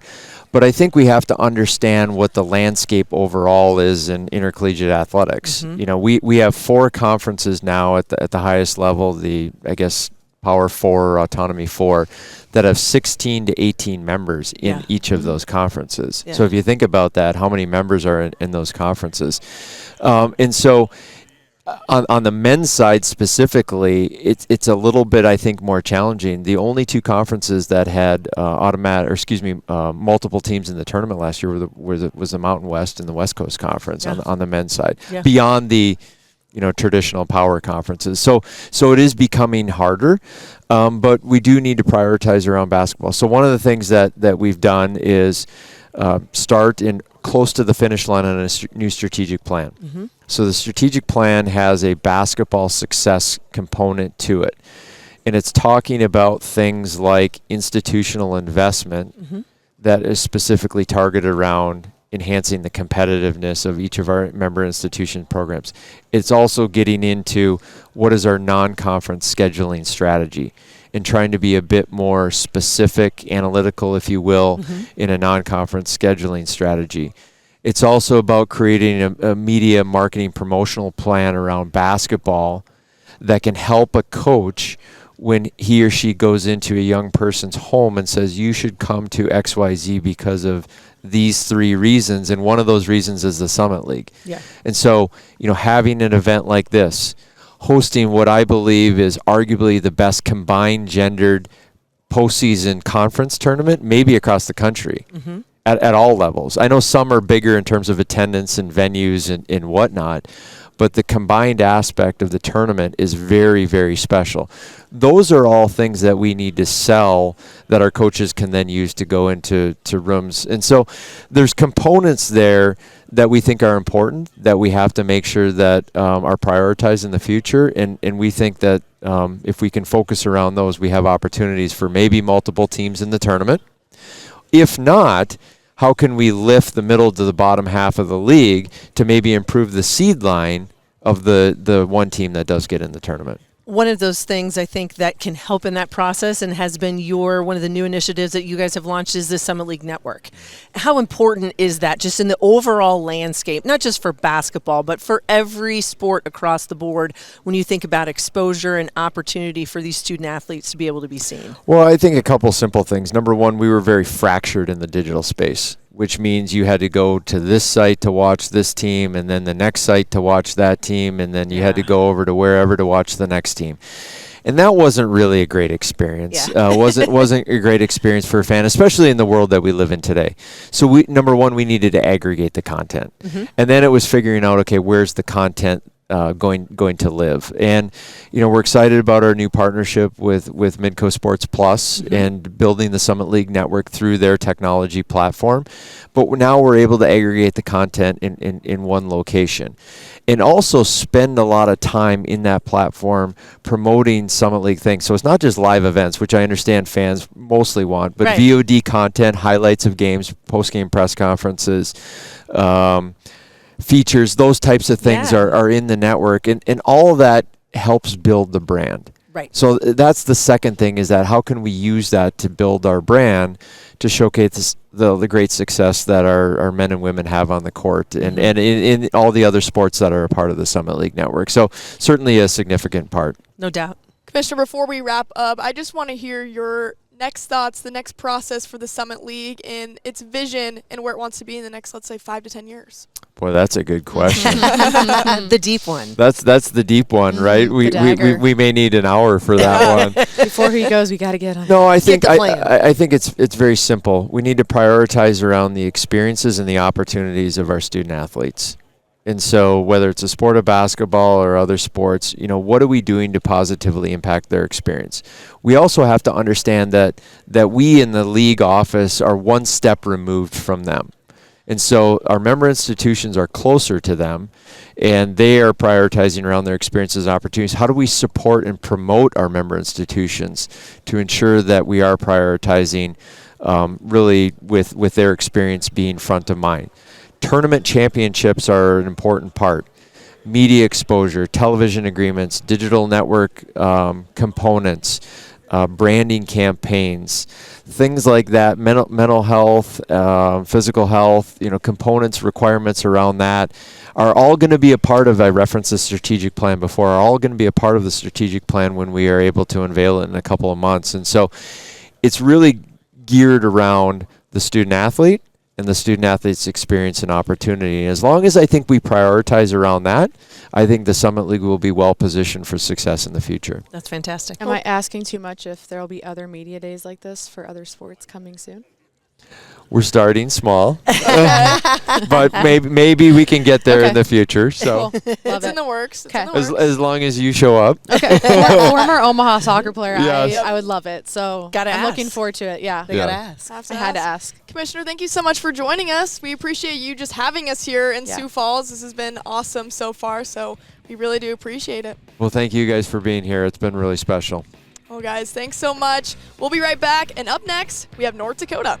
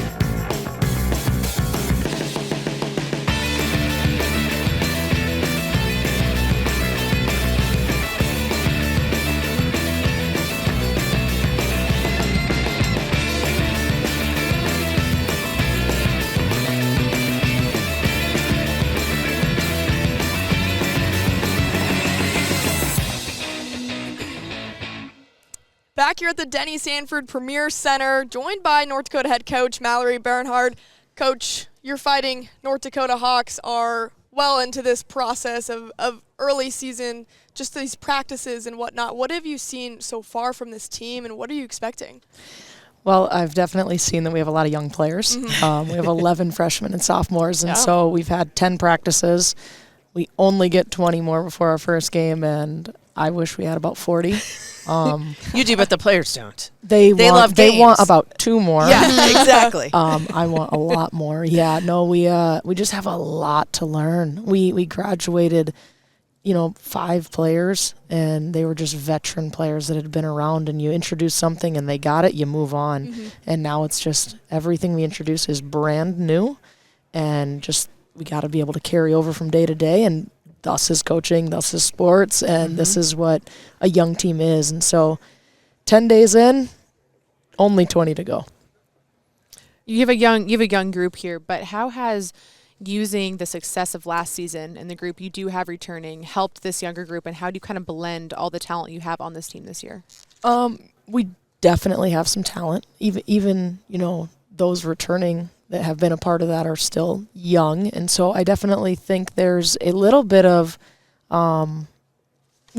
young leadership that can kind of teach some of our new freshmen. We have, 7 new people to our roster that, hey, these are the expectations. This is where we're at. Even though you're new to the program and you have a ton of things to learn, you got to really dive into it head first, because we don't get to slow down. I mean, you look at what's going on even around here and these other coaches and these other programs, and we have a really good league. And nobody's going to hold back because we are 11 freshmen and sophomores young. Yeah, they don't really care. They don't care. No. They don't care. And they don't feel bad. They're like, no, it's okay. and so, Yes. we got to go. We got to really learn what it is like to play Division I basketball, to invest everything you have into it and be a student of the game. And 3 hours in the gym is not enough. Take an extra little bit of time outside the gym to invest in it. You kind of seems as though this squad, especially last year and in your years as a head coach, you've set the tone with defense. Last year, you were second in this league, field goal percentage, holding teams under 40% on the year, second in steals, almost 10 a game. What is the key for your team in applying that pressure, making opponents uncomfortable? And then how do you use that to convert? I always like to see people be able to create offense with their defense. Yeah, for sure. I think we're stressing a team concept very, very heavily. I mean, you can look at last year's team and everything we did with that. We were high in rebounding as well. We were not a big team. We were arguably one of the smaller teams in the league, but it was discipline in our concepts and in what we do and getting to the right places and just doing the right things consistently. And so I think that's just the emphasis we're having right now. That's where I see the youth is, okay, this is where we get to. This is how we do that. And that's okay. But I think, this year we get a little bit bigger, which is helpful in maybe the rebounding category. But just the discipline to get to the right spots, to do the right thing, to stay within what our principles are consistently. That's how we do all that. When you look at then this young team and you've got those freshmen and sophomores and you're still trying to figure everything out, then you have to say, we've got to make a non-conference schedule because I know that I'm going to run the gauntlet of the Summit League. Yep. I've got a Big Sky Summit League challenge in there matched up in January at some point. You're going to go to Wyoming, never an easy place to play, to open. You've got Southern Miss over Thanksgiving. You got Drake at home in mid-December. How did you approach that scheduling side of the house and getting yourselves and thinking, how do I get this team ready for Summit League play? Not wisely, I don't think. Honestly, and then out of Grand Canyon, who's been really good in the WAC, out of Eastern Illinois, who's been really good. What am I thinking? I don't know. But I guess, we're going to throw ourselves into the fire early because when we hop into Summit League play, we're getting right into it. Right. We're hitting the road going to St. Thomas. We're bringing South Dakota State right at us. And so we're not starting easy there, so let's prepare ourselves in the non-conference. And that might have been a little bit crazy with as much youth as we have, but I'll look for the positive side of it, I guess, now because there's no turning back. Absolutely. You've also got the preseason player of the year in this league on your roster, and that's got to give you some comfort when you look at these young players. For sure. Talk to us about Casey, what she brings to the floor. She's so a veteran leader, a veteran player in this league. For sure. How is she going to be better than she was a year ago? You know, Casey is, of course, it's the biggest sigh of relief when you find out Casey's coming back to use her, last year. Yeah. Because she does a lot for our team. You know, I think everyone will remember the scoring. Well, she also led our team in assists. And so she's just facilitating and doing a ton of things. And she's a great teammate. She's someone that people want to play with. And so I think that helps, bringing those young ones along, that she's played a lot of minutes, about as many minutes as anyone in Summit League play, and teaching them, what it takes and in the off season. And she's approached everything the right way. She'll tell you. I mean, she won't tell you. I'll tell you. She's probably in the best shape she's ever been in. She's probably stronger than she's ever been, and just taking some of those, strength conditioning, those kinds of things incredibly seriously into another level. And of course, on the basketball side, we're expanding her game. And, what can we do when a team is completely denying you everywhere on the floor? What can we do when, they're sagging back off you a little bit because they're concerned about your mid-range? And we're working on all those little things. And so we do hope she'll take, her game to the next level, but it's about people around her too. We got to have some people step up and do some things, because we'll miss a Claire Orth making those back cuts and Casey dropping a nice little pass off to her. And so those are the things that, we're certainly aware that we have an unbelievable talented player in Casey.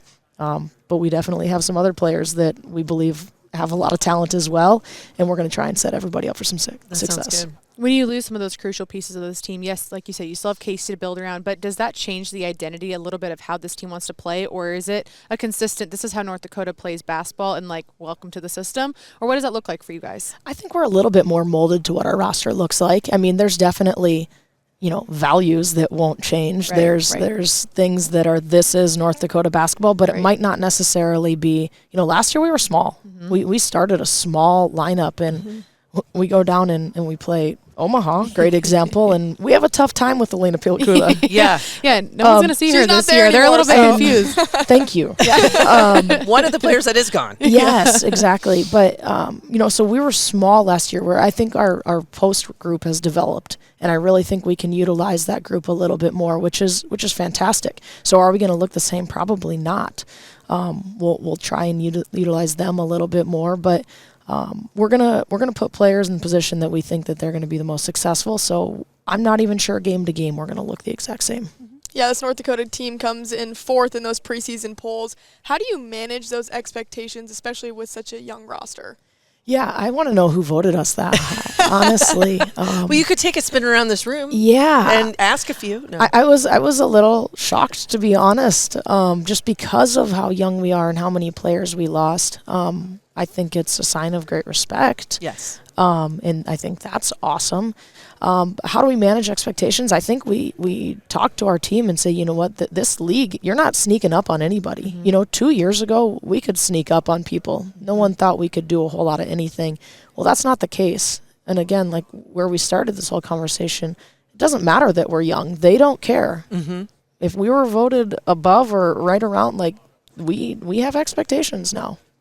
You were 13-1 at home, and I know how important that is. And we start thinking about rivalries and all of what the Summit League is about. Not allowing people to come in and steal wins on the road is incredibly important. But just when you think about the culture around and your fan base and everything that surrounds North Dakota women's basketball, that's got to be a pretty darn good feeling for someone like yourself, the first women's basketball alum to lead your program in the history of what North Dakota has done. Yeah, playing at home in the Betty in front of our fans is fantastic. And we had a great year last year at home. I wish I could promise our fans we were going to do that every year, but again, look what I did to our schedule. But no, we love it. We love playing at the Betty. We think we have a great home court advantage, and it is because of our fans and the energy they inject in the building and just the feeling that we have. And of course, I take a lot of pride in that. I make sure that our team understands that people in Grand Forks, they care about women's basketball. You don't walk around Grand Forks without someone not noticing you. We're going to go to the grocery store and ask how practice is going or a great game, whatever it might be. And that's an honor. Yeah. That's something that is pretty special. Women's basketball is incredibly important in our community, and we want to keep it that way. And so it's our job to, let's get a new fan, let's get a new young girl come to our game, and get her begging to come back another time. And so we do take a lot of pride in that. That's fantastic. Coach, last question before we wrap things up. What is Searching for that. Give me like 2 more weeks. Okay, And, we'll call you back up. Yeah, do. No, I. That's what Jory said about NDSU. So he said he needed a couple more weeks of I practice. do. I too. just, we just have so much to be determined still. I'm just looking for our team to get better and better every single day. Honestly, I can't even think about playing a game right now because I'm worried about what our defensive concepts look like. So we'll get there. Before you guys let me go, I got to say, you guys really did your homework. I'm impressed. Well, there you go. Not hard. I mean, there's a lot of good content. It's a great place to be. This was good. Good league. Good league. So Absolutely. Well, Coach, thank you so much for the time. Next, we'll bring up Casey Baravich to talk about preseason player of the year and much, much more. Coach, thank you so much. Best of luck this year.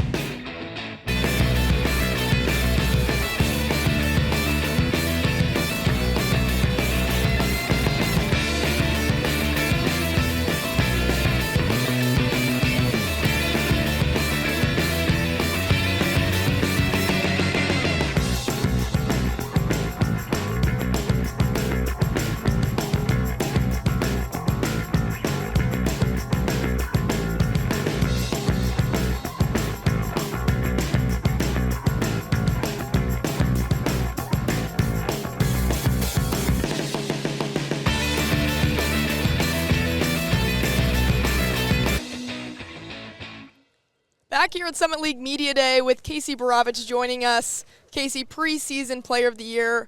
I'm sure you don't love to talk about yourself, but what does this honor mean to you? It really is an honor.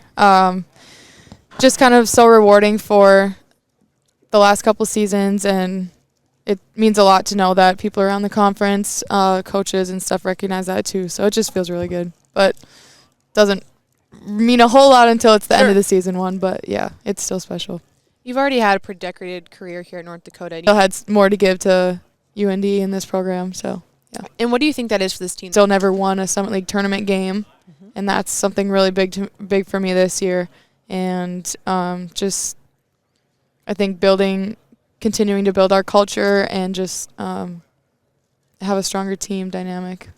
you mentioned culture, and it's a buzzword, and we've talked about it with a variety of coaches and other players that have sat in this chair so far today. When you guys talk about this together, what is the culture of North Dakota women's basketball? What do you guys pride yourselves on a daily basis?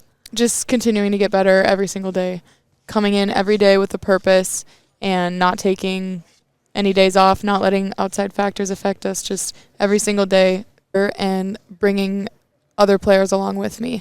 So not so much, of course, individual development always, but we have kind of been a challenge, but it's been exciting. Yeah. Coach mentioned all of those young players. She talked a lot about that youth, and then I think maybe kind of kicking herself for some of the games that you guys are going to play early in the league. It's really good for us, but we are athletic, we're fast, and we just have to bring all the pieces together on been really focused on. Absolutely, and it takes a lot. It's not easy. That takes a lot. And it's an effort by everybody for sure. Your coach also talked about how from last year being a smaller team to this year adding some height. How does that change the approach for you guys going into the season as well?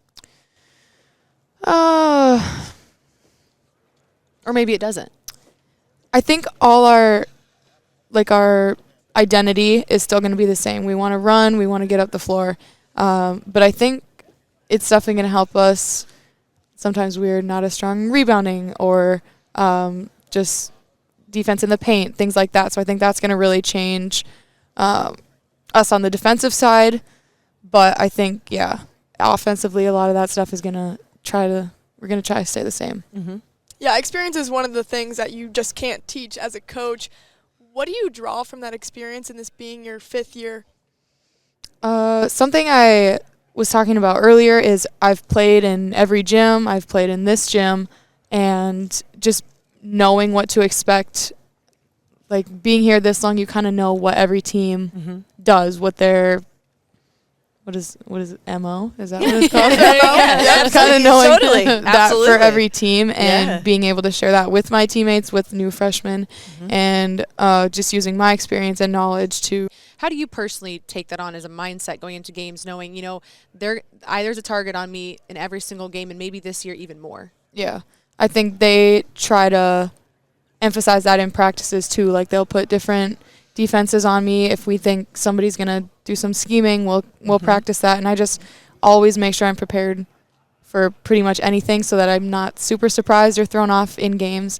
So just keeping my mind right and really expecting anything. When you say prepared, does that mean the stuff that you guys are doing in practice, and how much of that goes onto your shoulders off the court in that preparation to get ready for maybe specific looks that might be just against you? Looking at their tendencies, things like that. But yeah, you never really know for sure, so kind of have to, Prepare for it it's all. tough, but You have to prepare get- for you it gotta all. get ready for everything. You do it all. Okay, Yeah. I've got one last question because I'm kind of a stat nerd in certain things, not everything because you can just get bogged in it. But the one that stands out to me that I love on yours, you shot 86% from the free throw line a year ago. That's not easy to do, and I think everybody says, "Well, you should be able to make free throws." How have you become such a good and consistent free throw shooter? They're so important, and my parents told me that growing up. Like I've just always practiced free throws. Like I'm practicing, I'm tired, I'm like, okay, I'm gonna go shoot 2 free throws. Yep. Just little things all the time, because it's things that do win games. It's something little, but teams that make or even shoot more free throws a lot of times come out on top of the games, and it's just something I've always taken pride in. Well, So great advice from your parents. I Thank love you. that. And that should be on like a T-shirt you share with. Shoot your free all- throws. Yeah, shoot it. We should tell every Chores. little player that is shoot free throws. People Yes. don't realize it is incredibly important. No Well, doubt. We've got some fun questions for you to round off the show. First one being, who was your role model growing up in basketball? My older sister. I have 2 sisters, one 2 years older than me, one 2 years younger than me, and I think we've always kind of, I was probably the role model for my younger sister, and just trying to be better than my older sister, trying to copy her and all the little things she does. And I know we were always annoyed with each other, but it was so much fun having one older, one younger, and yeah. Lots of games of knockout. Yeah. Absolutely. That's how you practice the free throws. It really is. Next one, I'm curious, best place to eat in North Dakota? Sakura. Okay, what's that? It's like a Japanese Okay, I've been sushi there. steakhouse. I've actually been Yeah, there. it's so good. Hibachi. Yeah. Okay. My favorite. I I'll love have to try sushi. Free that. plug. Free plug. Great, They just great got. experience. Oh, It there was you fun. There you My go. soccer team when you go to North Dakota, we would always go to Sakura. It's so good. Super Yeah. fun. Is it where they great cook it in plug. front of you? Yeah, That yeah. kind of vibe? Mhm. Oh, Okay. there you go. That's Awesome. fun. Okay. Kind of got introduced to it. That was Casey, good luck this season. Best you of so luck much. to all the Fighting Hawks, and thank you so much for your time hanging out with us. Yes, thank you guys. Absolutely. Good to see you. You too.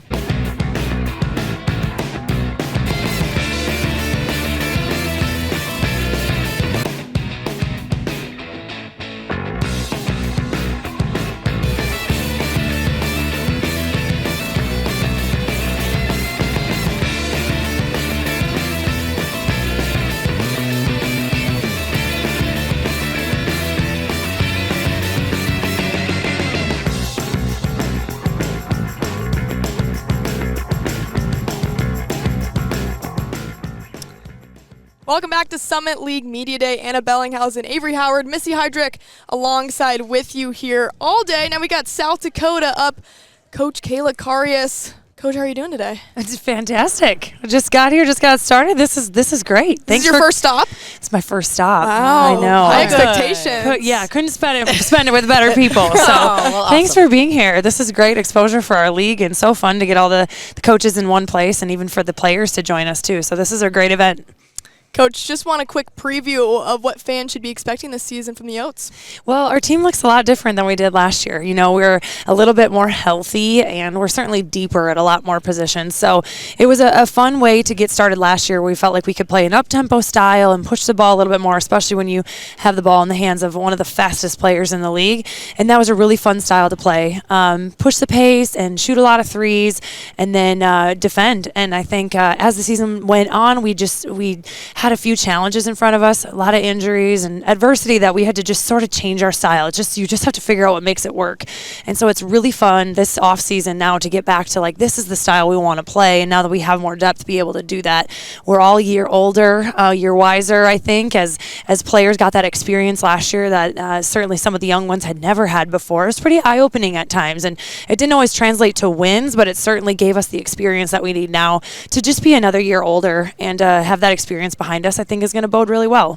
You have a lot of preseason recognition, whether it be in the polls or the players you have on this team. How do you guys manage those expectations? How much do you pay attention to it? And just what's it mean to be recognized within this? Last year, and a lot of recognition, which is so deserved. And at the same time, I think it's one of those things where you're thankful for the respect that you get from your opponents, from your peers, and you take that, and then you also just go back to work and you try to just, we are, but we're the ones who are really with each other every single day. And so not paying too much attention to it in that way, too. Coach, a year ago, you were one of 3 first-year head coaches, not only in the Summit League, but for your career in that first season. It's hard. We talked about this spring when you were on our podcast, my podcast. It's different when you're in the assistant chair and you move like 6 inches over to the buck stops with you. So as you look at this season 2, and now that you've gotten your kids back in the gym and you spent that time together, what are some of the things you take from that year 1 to year 2 and say, hey, this is where we've got to be better, I've got to make a change, or that this is the direction we need to go? Yeah, well, I spoke a lot about the players getting that experience. That came along with me too, and you're right. You 6 inches doesn't seem like a lot. You actually have a much better view because you can stand up and squat, and you have a little more freedom that way. If we're going to be specific, but really enjoyed it. I just have really felt like this has been my calling for a long time. When the season ends, you finally get a chance to regroup and look back and say, okay, what do we need to work on here? And like you said, what things can we improve? So quality of players, I think, hurt us at times, but we're going to be able to improve that. We spent a ton of time this summer. I'm sure not every kid's favorite thing in the summertime is working on defense, but here we are. And if you want to get better and become an elite team, that's where we need the most work. And so just taking pride in that, this program has taken a lot of pride in that, and winning those 3 conference tournaments in a row and getting the NCAA tournaments because of defense. They were the best defensive team in the league, and they really, really stress that. We need to get back to that. That's the team from this league that is going to defend the best is going to have the best chance to get to the NCAA tournament. We've got Grace Larkins here. She's going to be up here in just a little bit. As you said, a first-team all-conference selection in the preseason. But you've also got a sophomore in Carly Dunphy, and she is a second-team all-conference player. What about her game did you see as a freshman, and where can she be better at that forward? She averaged almost 12 points a game for you a year ago. She was a great addition for us to have, and it's one of those things. She redshirted her freshman year, so last year started out the season about the same way, trying to just find out where she would fit, and then it just clicked. And it's really fun when that happens because we certainly had a lot of attention on Grace, right? Yeah. And how we need another scorer. We need somebody else to be able to spot up because when she gets double or triple team, she needs somebody to kick it to or somebody to be able to finish. And it was really cool to see that click for Carly about halfway through the year. And then in conference play, she really just took off. And I call her the matchup nightmare. I just think she's so athletic, but also with her size and her skill set, I think teams had a hard time matching up with her. We played smaller sometimes and put her at the 5, and that was really hard for people when we spread the floor. But I think for her to continue to take steps defensively, I think she's a capable player of guarding multiple positions. That would be huge for us because that gives us the versatility in our lineup to slide her to one spot or another. But I am excited about her. I think with Grace's leadership and with Carly's now experience going into her redshirt sophomore year, I think it could be a great year for both of them. It's not easy in the Summit, as you know. I mean, it's a grind. So you got to get this team ready, and you got to think about it. So the non-con is not easy. No. You are going to go to Creighton November 10th, and then you get to at least go to the Sunshine. So you're going to the Bahamas. You're going to get DePaul. You're going to get the Michigan State or Middle Tennessee. You've got another one after that. You got UNI at home at the end of November. That's a gauntlet. Sounds like fun. It sounds like a blast. What are you talking about? Yeah. So how do you get this group ready to go in November and take these challenges on head on? Yeah, well, it's like you said, we faced 4 teams that finished last year in the net 62 or better, and so that's tough. And that's not to mention we're in our final game at the Bahamas. We could probably face another one too. Yes. So great field there. So honored to be a part of that. I think what that means is we're going to get battle tested and we're going to get tested early. And so it's like you said, getting those combinations right right? We're moving faster through things this year than we did last year as we move into the season and in games. And I think that's going to bode well for us because we certainly have to be ready to go. And it's great challenges for us. And it's one of those things you're trying to test your team. You're trying to give yourselves a chance, especially on a neutral floor. Battle for Atlantis, I think it's a phenomenal event. And you're giving yourselves a chance to be on the floor with those teams and to come away with a win. And certainly believing that you can do that. And then we've got, like you said, Creighton on the road and Northern Iowa comes to us, and along with a couple others sprinkled in between, because you want to have this balance of not only getting challenged but building some confidence and getting things rolling so you feel really good going into conference play. But I certainly think we have a lot of tests in front of us, and we'll find out what we're made of. early. Right. Hearing from a lot of coaches today, it feels like the offensive plan is speed. And you guys talk about defense. Is that something you guys are getting prepared for in that non-con and in the league to be ready to defend a really quick offense? Yeah, no question. I think we're facing some really, really good offenses. Certainly Creighton is one of those who's willing to play really fast and shoot really early and play that 5-out style. I think that's going to be good for us. But facing the athletes that we're going to face at the Battle for Atlantis will be a great, great test for us to be able to work on what we have. We'll see how good that summer off season went defending and mixing in maybe even some different defenses and really trying to figure out a way to get stops. So I think all of that, it'll be a great test for us. I think we're going to see a lot of different styles, and I think that always bodes well for you when you get to conference play. So you're not surprised by anything. You're just ready to roll. And on the other side of the ball, what is that style for South Dakota this year when the ball's in your guys' hands? On the offensive end, you're saying? Yep. Yeah, we would like to get back to playing that up-tempo style and really trying to push in transition. We had a lot of fun playing that way. Again, when you have a point guard like Grace Larkins that you can have the ball in her hands and be able to push. We added a transfer out of the portal this last year, Kendall Holmes from DePaul. Clearly another player who's used to be playing fast, and ironically enough, we're going to face DePaul in the first game of the Battle for Atlantis. She's excited, so it's good. I can imagine. So just that up-tempo style is so natural for them. And then there's some other things I think that we're going to just change. I never really, you talk about your style, and as a second-year head coach, you're still developing that. And also, it's not just what I want. It's really what fits with our players. And so there's certain aspects that I didn't really think were my style. And as you go through it, you're like, well, we've got players who are really good at that specific thing. Let's see if we can add that in. And then when they go ahead and connect on certain things, you're like, well, that's becoming my style now. So you look like a genius. You're like, yes. It really, it's what fits them, right? You can have your own mold, but you've got to figure out what fits your team. So it's going to be a little bit of a different look this year, but we're really excited about it. Coach, I want to ask about last season, too, an early exit here in Sioux Falls. Does that serve as motivation for this team? No question. Yeah, we had 2 players last year on this floor who played in that game who had ever played in this tournament before. So you've got 7 who didn't out of the 9 we had available. It's a lot of wide eyes. And I agree, we're not that far from home playing in this venue, but it is different. It's different when you walk in here and it's a bigger environment. Certainly we drew a great crowd, which we're so thankful for, but even just the amount of people, it's a big moment. It's a big stage, and we're so grateful for what an awesome experience the Summit League tournament is at the Premier Center. It's so fantastic, but you can't really replicate that in your own gym. Right. And so for those players to get that experience on the floor, even though it didn't go the way that we wanted it to, certainly anybody who watched the game knows in the first half we were rattled and we were being forced to play much faster than we were comfortable with. And then we settled down a little bit more in the second half and cut it to a 1-point game, and then just didn't feel like we had the horses to go ahead and finish that out, and made some mistakes down the way. Plus, give Oral Roberts credit, they shot the ball better than they had in a long time. And so I think the combination of that, we didn't come out on the right end of that, but the experience part of it, it's going to help us going forward. No doubt. Well, Coach, absolutely. Thank you so much for the time. Thank you. We really appreciate it. Best of luck to you and the Yotes. And thank you. Let me actually end on this question, because I've asked every coach. I think it's unfair if I don't ask. But yeah, I was going to say, you got to give it to it. What does success look like to you this year? What does success look like? That's a great question. We don't, like I said before with the preseason rankings, I think it's not a matter of, well, we fell short from what everyone else thought that we were. I really think that true success is going to be, did we get better every single day? And that's something we just always try to stress. Certainly last year we were trying to stress that, because it's a program that's so used to winning and if coming off of a great Sweet 16 run in 2022. And so how do you carry forward with that? And you can't always get caught up in the win or the loss.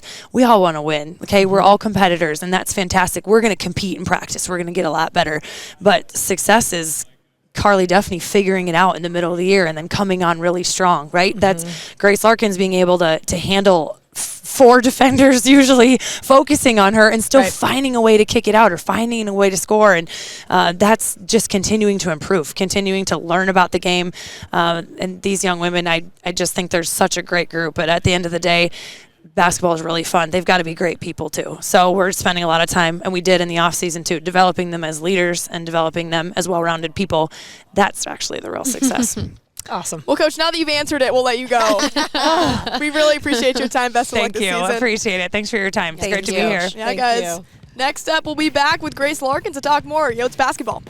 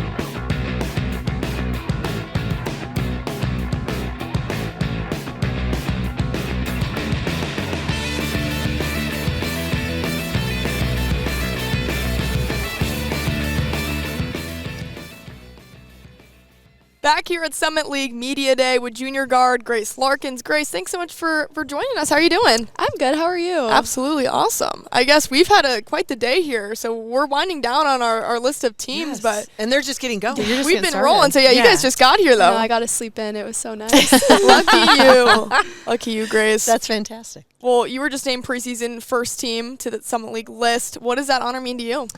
It means a lot just to be recognized by like all the coaches in the Summit League and everything, but at the same time, people won't really remember any of these rankings in like a few games, so they don't really mean that much, if that makes sense. Mm-hmm. Absolutely. They mean a lot right now, but still got the work to do. Like, it feels nice to be recognized, but at the same time, like, teams that weren't ranked at all could come out and beat everybody, so it really has no influence on us. Ultimately, it's got to give all these people something to write about and talk about. Yeah, That's really we what have it is. something to talk Yeah, we got to about. have something to talk about. That's how it works. Well, this recognition, it also highlights that everyone in this league knows who you are, and they saw the season you had last year.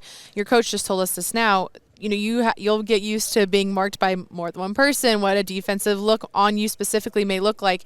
How do you handle that pressure and have a mentality going into games knowing it might look a little different for you this year? It's just knowing that my teammates always have my back. So it's like, if there is someone that's guarded me really well, or multiple people, someone's going to be open or someone's going to have a great shooting day then, and I know that. So it's nice just to be very dependent on my teammates and trust them. Pace of play is a big part of what you guys do. A year ago, you guys were down a bunch of players because of injury. That was more difficult. Now everybody's healthy. You got more bodies in the gym. We mentioned this yesterday, I think, when we chatted real briefly. It's just now all of a sudden you can do different things in practice. How do you like that pace of play? Does that fit you? You like to play fast. You like to be able to get up and down. And what in the off season did you work on to be able to help that and to be even better than you were a year ago? I love it. I love playing fast. I'm very you'll see I'm just very go, go, go type of player. And so last season when we didn't have very many bodies, it was hard. You can't sprint the whole game type of thing. Yeah. So it was definitely my coach was slow down. So now it's so nice just to be able to get out, push the ball, run the court, stuff like that. And in the off season, I think we just all worked on that because we had to take a step back last season. So now we're back to our old ways, and it's very exciting. From your perspective, when you think about your game, I know you averaged almost 17 and a half points. You were the first player in this league history. The numbers speak for themselves. Top 3 in points and rebounds and steals and assists. The numbers are the numbers. How does Grace Larkins become a better three-point shooter, a better threat from that perimeter, kind of open things up for people? Is that a focus for you this season? I would say yes. It's just about reps at that point. Making sure you get in the gym every single day, even if it's for 5 minutes. Just go touch a basketball type of thing. More even confidence. That helps my confidence. If I knew I touched a basketball yesterday on our off day, I'm gonna shoot good today. Makes a big difference. Yes, 100%. Absolutely. Coach said it might have been a tough summer because defense has been the topic for this team. Well, what did the summer look like? What's this kind of fall camp look like in terms of fine-tuning that defense for this team? It was a summer of growth, 100%. Coach K and I were on the way up here. It's nice just to have like a little car to talk about basketball. And we were just saying last year, I don't think there was maybe one possession I noticed I jumped to the gap after they passed the ball. And now it's like an emphasis. If I don't do it, I'm on myself for that. So just a summer of growth. That makes a big difference. Yeah, and when you reflect back on last season, how does that serve as motivation internally for this team? I would say we had a season of overcoming. Like every single thing that happened to us, we grew closer together. And so that is a huge motivation because now last year it was almost like we were ready for what was going to come at us, and now it's like we're ready to grow from that. Like every little thing that happened, we're like more prepared, ready to go, closer. So just stuff like that, I would say. You were part of the team that made that run to the Sweet 16. You were a freshman in 2022, and that kind of experience is irreplaceable.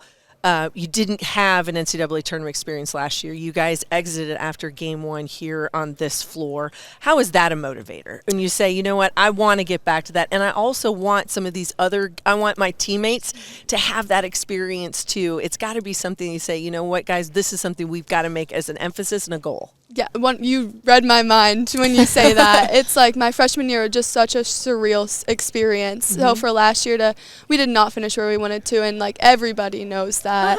So it just puts a fire under us more than anything. Like we are determined to get back there, and we're gonna do what it takes to get there. That sounds great. You guys have a fun schedule this year. You got a lot of fun opponents, but you get to go to the Bahamas. Like what's the attitude for this team? And just, there's a lot of challenges, but also some fun trips mixed in there for you guys. So excited. That's like part of basketball that you love, like getting to go like on a vacation with your best friends. Like you lock in when you need to, but like we are all just so excited. I think you're going to have great competition, and it's fun in the sun. I mean, like you can't beat that. Right? Yeah, like we're all going to be dying over here. Yeah, everyone's freezing, and you Yeah. guys are going to the Bahamas, but you're going to go up against some great competition.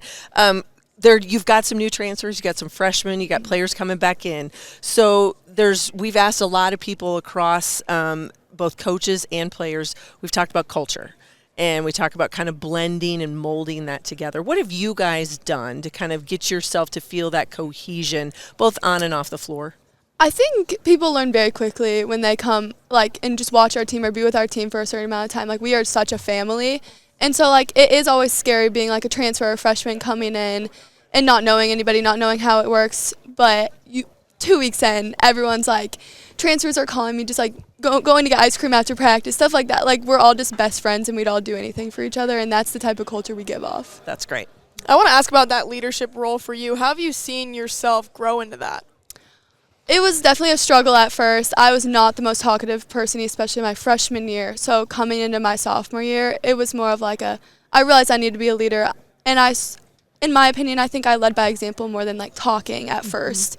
And then I slowly developed into like more of like a talkative, communicative role. Well, Grace, we'll get you talking right here. So we have some fun questions for you. She's gonna get you now. She's gonna get you. She's got you. So they're not too difficult. Don't worry. First one, who was your favorite player growing up? In basketball specifically. I would say like, it's kind of an odd answer, but I always watched like my high school basketball team growing up.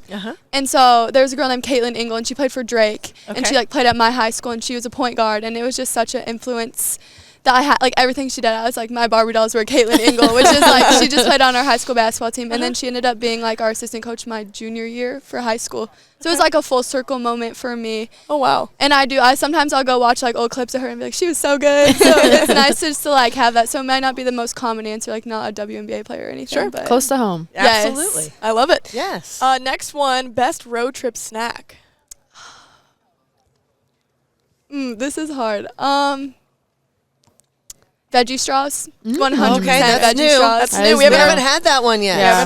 I always have a little bag of them with me. Just like you'll hear me munching on the bus. Okay. People Well, like, they haven't had that. Yep. You're first to say that. You're also on the today. healthier side so far, if we consider them healthy. In like Other- for snacks, but Yeah, I was like, that's okay. I don't Either know if one. they'd like that. Balance. Yeah. Balance. Fine. Yes. Last one. Any superstitions for you or your teammates?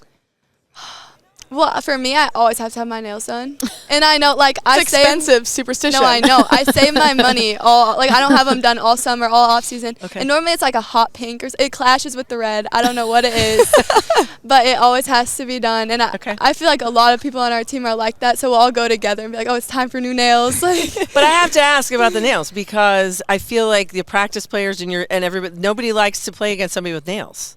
I mean, the practice guys can't be very excited about that. No, are they? well, you get like the shortest little tips. Okay. No claws. Because No the long claws. ones, I Yes, mean, no. then you're coming at them and somebody's going to, I mean, they're going to be bleeding when it's all said and done. There are some girls on my team that like the long, and like they can, drain 3-pointers with the long nails, and that's I'm impressive. impressed. Yes. Well, look Love good, it. feel good. Exactly. That's the motto. exactly. There it is. Exactly. Yes. Play good too. Well, Grace, thank you so much for the time. Best of luck this season. We'll be excited to watch the Oats. Thank you. Thank you. guys. Good job. Up next, South Dakota State.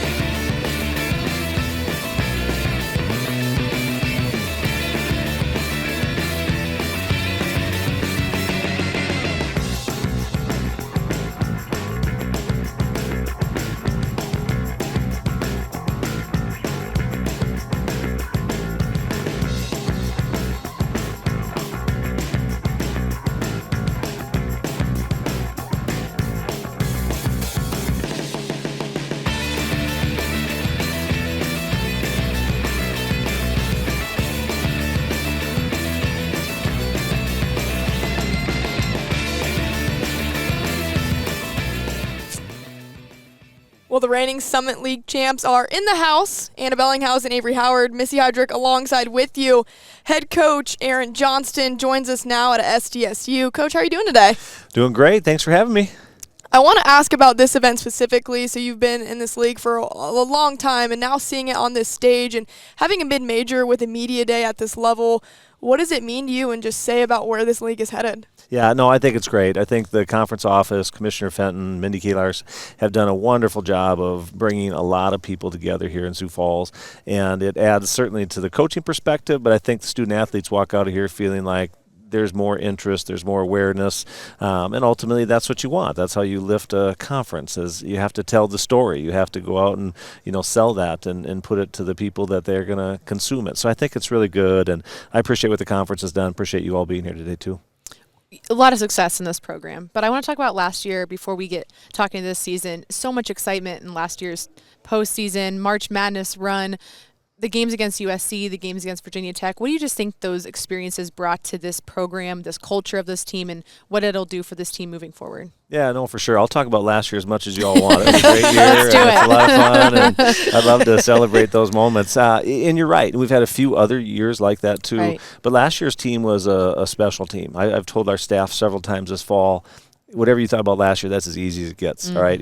They just get them to the game, and they could figure out how to do it. They had experience. They had talent. Maya Sellen, Drew Gilton, Peyton Burkhart, our returners. To be able to play on that stage in the NCAA tournament, get a great win against USC, overtime win, tough win, those are, nationally televised. People are aware.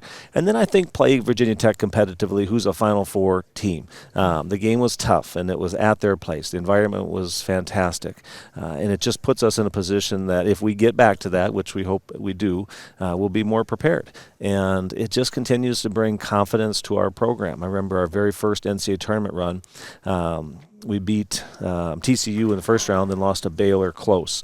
And that loss helped us, move forward. And just like the Virginia Tech loss, even though it's a setback, it'll help us when we get that chance again, be a little more prepared. So great season. It was so much fun to celebrate that with those women, and they did a lot for our program, and now it's our turn to try and keep it going. I would say there's probably a lot of people, and you ask any of the coaches, even the players, it's been over a half decade that Maya Selland has been in your program. And I have a feeling there's a lot of people happy to finally see her exit the roster. Yeah. But that is really tough to replace, that type of veteran player, veteran leadership, the go-to when you need a bucket, put the ball in her hands and let's go.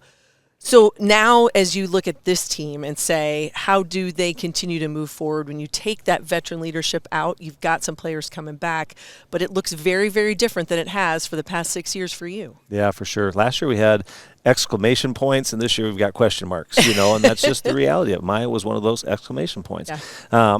But she wasn't always that. When she was a sophomore, she had Macy Miller on the team, who was one of our all-time greats, and Maya learned from Macy. Yes. And so our hope is Paige learned from Maya. Our hope is Tori and Brooklyn and some of those players that we'll lean on this year have learned what that takes. But there's still a big difference between kind of knowing what it takes and then having game pressure. Mm-hmm. And that's where Maya was so good. She was just so calm in those big moments, so talented, so gifted as a player, but just able to play on that stage in those moments and be totally in command of what she wanted to at least try and get done. Yeah. And this year I think we have some players that bring that talent, but they're going to have to prove that they can handle those moments. But I think Paige Meyer is an elite player. She'll be on that stage, on that level. Brooklyn as a sophomore, going to have to do a little bit more as a sophomore than maybe we would have hoped, but I think she's very capable. And then Tori is I just think she's one of the best winners in our league. Tori's been a huge part of all those games you talked about with Maya, and maybe not had some of the same stats because we've had some other stat fillers, but just really understands what it takes to be successful, and I'm excited to see her lead us this year too. This roster looks a little bit different. The injury bug has come to Brookings. It bit you early, which maybe gives you a chance to plan a little bit, but you will spend the season without Haley Timmer and without Callie Thiessen. Haley was the MVP, the most outstanding player of the Summit League tournament a year ago here on this floor. So as you approach it and you think about making some changes, how do things look differently now for you as you prepare? Yeah, are you sure you don't want to talk more about last year? This would be one of those times we talk about that. Yeah, because we did. We lost the 3 seniors and then 2 returned. That's 5 players who all were, elite. So you're right. It does give us more time to prepare. Not having Haley and Callie, just they're also winners, tough-minded, good players, but it does create, challenge going into this year. For us, we're going to lean a lot on those 3 I mentioned, Paige, Brooklyn, and Tori, but then it opens the door for some new players. Mm-hmm. Last year early, Paige Meyer and Drew, our point guards, were out, so Ellie Kolbeck and Maddie Mathewitz played a lot for us early. We had a win over Louisville, and they were playing a lot. Yeah. And so they're very capable. They didn't have the experience last year, but they had the talent and proved it. Mesa Byam and Maddie Vlaston, a couple of juniors on our team that have been in and out of the lineup throughout their career, now have to step forward. So definitely, like I said, there's some question marks that we have to make sure that we can answer for everybody, but definitely I think the talent is there. I think some experience is there. Our non-conference schedule, I should say, is going to create some challenges there early on, but in a way, we'll be able to figure out where we're at and keep moving. So. That was my next question for you, is that it is not going to be a simple early November and December. You loaded it, and I don't know if that was by design or how you think of this. Just for everybody out there, it's at Wisconsin, at South Carolina. You get Washington at State at home, at UNI, at Gonzaga, at Creighton. Holy smokes. A lot of ats. That's a lot of ats. You're going to go on the road. But that's the test maybe for this group to really figure out who they are. It is. I totally agree with you. And we always look at our season 3 ways. Our November and December matter. For whatever is going to happen in the postseason or not, it's greatly impacted by November and December. So they can't just be tryouts. We have to be successful. We got to find a way to win some games then. And so it'll be important, and we don't have a lot of time to get everybody kind of figured out there. Then we have our conference, and we have our conference tournament. But that November and December will be, major challenges. Those teams you mentioned are good. Some of them are incredibly experienced too. Yes. They bring back the core of who they are, and we've got to play them on the road. So, yeah, it's going to be hard, but, we've always done that. We've always had that type of November and December in terms of competition. This year it seems more daunting with the graduation and injuries. Yes. But we're going to have to just figure it out. There's no other way but to go forward, and we'll get it done. Good challenge. It boosts the numbers. Yeah. Coach, with all the changes you're having this year, but you've had that in your coaching experience. It always got injuries and whatever it may be, turnover. It's always been a winning program. Like when you first came here and laid a foundation, what were some of those building blocks that's made this such a sturdy foundation for the years to come and the success you're still seeing? Yeah, no, I think that's a really good question. I think we've always been able to keep rosters intact. 15 years ago, it probably wasn't as big a deal as it is now, but there's just so much turnover. Graduation is a small part of turnover in college rosters. And for us, when I looked at like Mesa Byam, I mentioned Maddie Vlaston, even Callie last year. Callie came off the bench for us, and Callie's a starter, but she had a couple players in front of her, and she was willing to do that. We've had several players over the years who have bought into SDSU, which is women's basketball. It's a school, it's Brookings, it's everything, and they love everything about it. So they're with us, and they can develop and grow into roles. And when we have this turnover, there's no question that we have some holes to fill this year, but in some cases we'll fill those with more experienced players than a lot of programs would, who are now bringing in transfers that are trying to figure things out. And so in a way, that consistency you spoke of has a lot to do with just the stability in our roster, being able to develop people in our system, and hopefully put them in positions to be really successful when it's their turn, which this year it will be. So. Yeah, talking about that development, I mean, you look at a player like Maya Sellen, who you said wasn't the star that she was when she just entered that program. What do you do throughout that development process that makes players like Maya Sellen come out of it? Yeah, I think player development is so important. And again, that's not to harp on a negative here, but a lot of schools aren't looking to develop anymore. They're looking for experience. Why would I bring in a freshman when I can bring in a senior? That's a real part of what this is. Very but for true. us, I think we've always looked at how do we bring someone in and help them be the best they can be. We openly talk about that in recruiting. That's our goal. We don't bring in a lot of transfers for that reason, too. And so we try and find players who are really like gym rats. Paige Meyer. What people saw of Paige Meyer, our returning point guard this year, they're going to be blown away at what she's added to her game. And our assistant coaches do a lot of that in the offseason, put a lot of time in with them. But we find players who are pretty dedicated and pretty driven. And from year to year, I think they continue to get better. And we have to be a part of that as coaches, but you have to find people who want to do that, too, and willing to put in the time. And we've had a lot of good ones over the years. When you have a season like you did last year, we can talk about it, but it's just brief. And when you have a season like you did last year, is that just a part of the makeup of this team, or how does that sometimes create pressures for a team trying to replicate that success year after year? Yeah, I think that's something I do worry a little bit about with this year's team because we have so many new people. We expect to have a good year, but there could be some bumps in the road that maybe we didn't have last year. And being able to kind of manage any highs and lows that go into a season, I think, is really important. But I absolutely do think that some of that success forces us to live up to it too. So it's not good and bad, but there's two sides to it.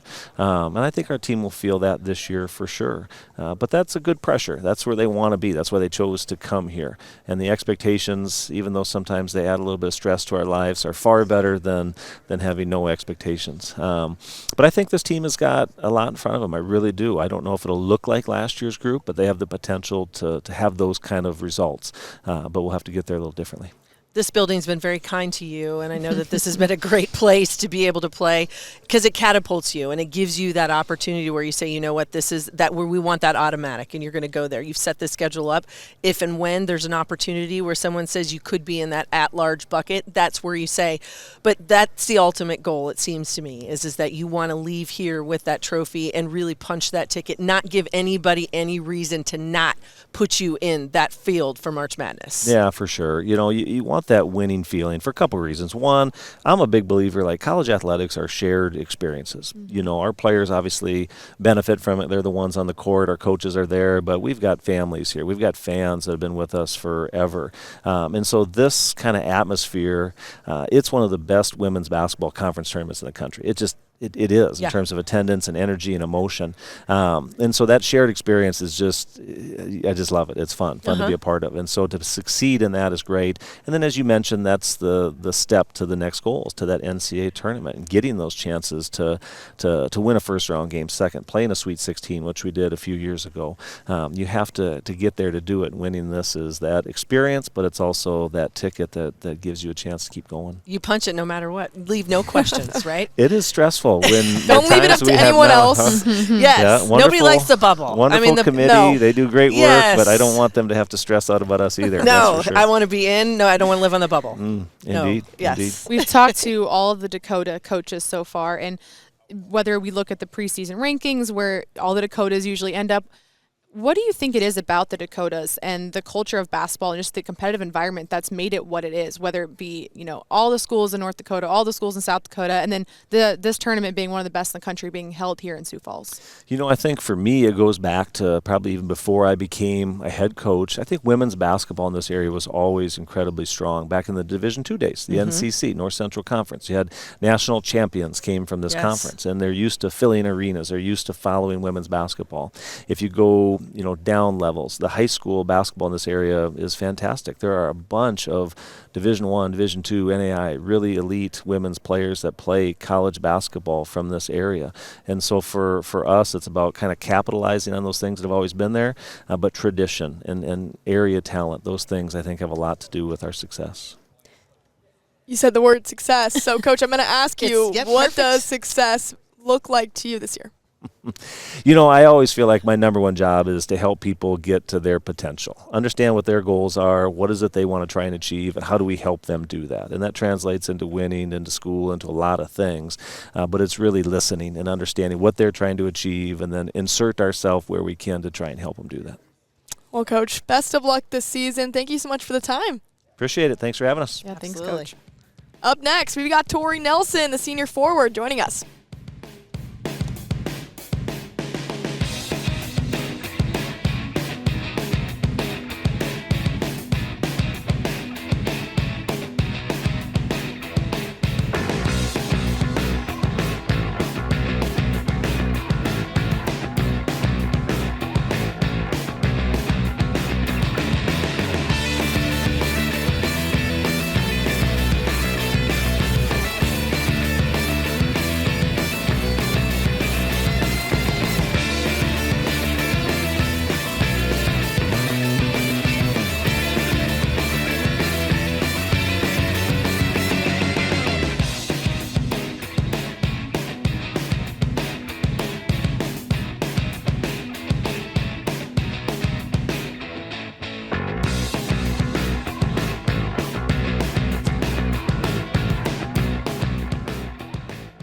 Back here at Summit League Media Day, alongside with us, Tori Nelson of SDSU. 5th year, so you're coming back for more. What went into that decision for you? Yeah, I think I was just excited to have the opportunity to play again. I love playing basketball. I love Brookings. I love South Dakota State. And so, honestly, it was really a no-brainer for me to come back and play with my teammates again. And, yeah, I'm excited for it. As we talked to your coach, he said we could talk about last season as long as possible. I'm sure maybe you feel the same sentiment, but just from a player perspective, what was last year's run like for you and this team? Yeah, it was really special. I think, I've been playing with a lot of those girls for a while at that point. Maya was there, Peyton was there for a long time, Drew coming in. It was a special season. It was kind of, always full of ups and downs, and Drew's injury early on was definitely something that we battled through, but it was just really exciting to see what we came together to do during that time, and won a game in the NCAA tournament, which was really exciting. First time I've done that. So, yeah, it was a special season, but looking forward to this one too. You guys checked a lot of boxes, and you win yourself not only a regular season, you win on this floor and win the Summit League tournament. This season, this looks a little different. You've got some of those players you mentioned, Maya Sell and Drew, they're gone. You yourself are back in that 5th year. Now 2 of your teammates you've lost for the season. So people are maybe going to have to step into some different roles. How has practice been here as you get prepared and think about life without those 2 and the others that you lost? Yeah, it's definitely been different. It's been an adjustment. Obviously, we knew we were going to lose those ones from last year, and losing Tim and Cal was definitely tough and a hard thing to watch them go through. But honestly, I think it's just the next person up and stepping into those roles. We've had a lot of players who've, been here for a while, but they haven't had that chance to fill those roles yet. And then we also have 2 really good freshmen coming in. So practice has been good so far, kind of adjusting through those and making those changes. And, Cal and Tim are out, but they're still great leaders and helping guide those girls kind of into those new roles. So it's been an exciting start so far. As a fifth-year senior, leadership is a big piece of what you have to do. You've been through this program, the ups and downs. You've been to the tournament. You've not been. You've been on the losing end to say, you miss out on those chances. As a leader now with some of these young kids, what has been your message? What do you talk about in practice, on and off the floor, in the locker room, etc., to be able to get this group cohesed and together? I think just understanding that it's okay to make mistakes, and that's going to happen a lot early on, especially with some younger players. I was there. I still make mistakes. But it can be hard coming in. You want to be perfect. And, we all have that expectation on us to do that. And I think helping them understand that it's early in the season, we're not even playing games yet. It's okay to make mistakes. Let's get those out now. So then, some league comes around and we're ready to go. Yeah, absolutely. When you have a season like you did last year, I asked your coach about this too, but maybe it creates a good pressure, or maybe is it a hard pressure for you guys to try to feel like you always have to replicate that success, or is that just the standard that's been set at South Dakota State? I think it's definitely a standard that we always talk about, and it's our expectation to do well and have success. And, as I've been here 5 years now, we've kind of had these similar conversations before of when we have a really successful season the year before, that doesn't necessarily mean that's automatically what we're going to get the next year.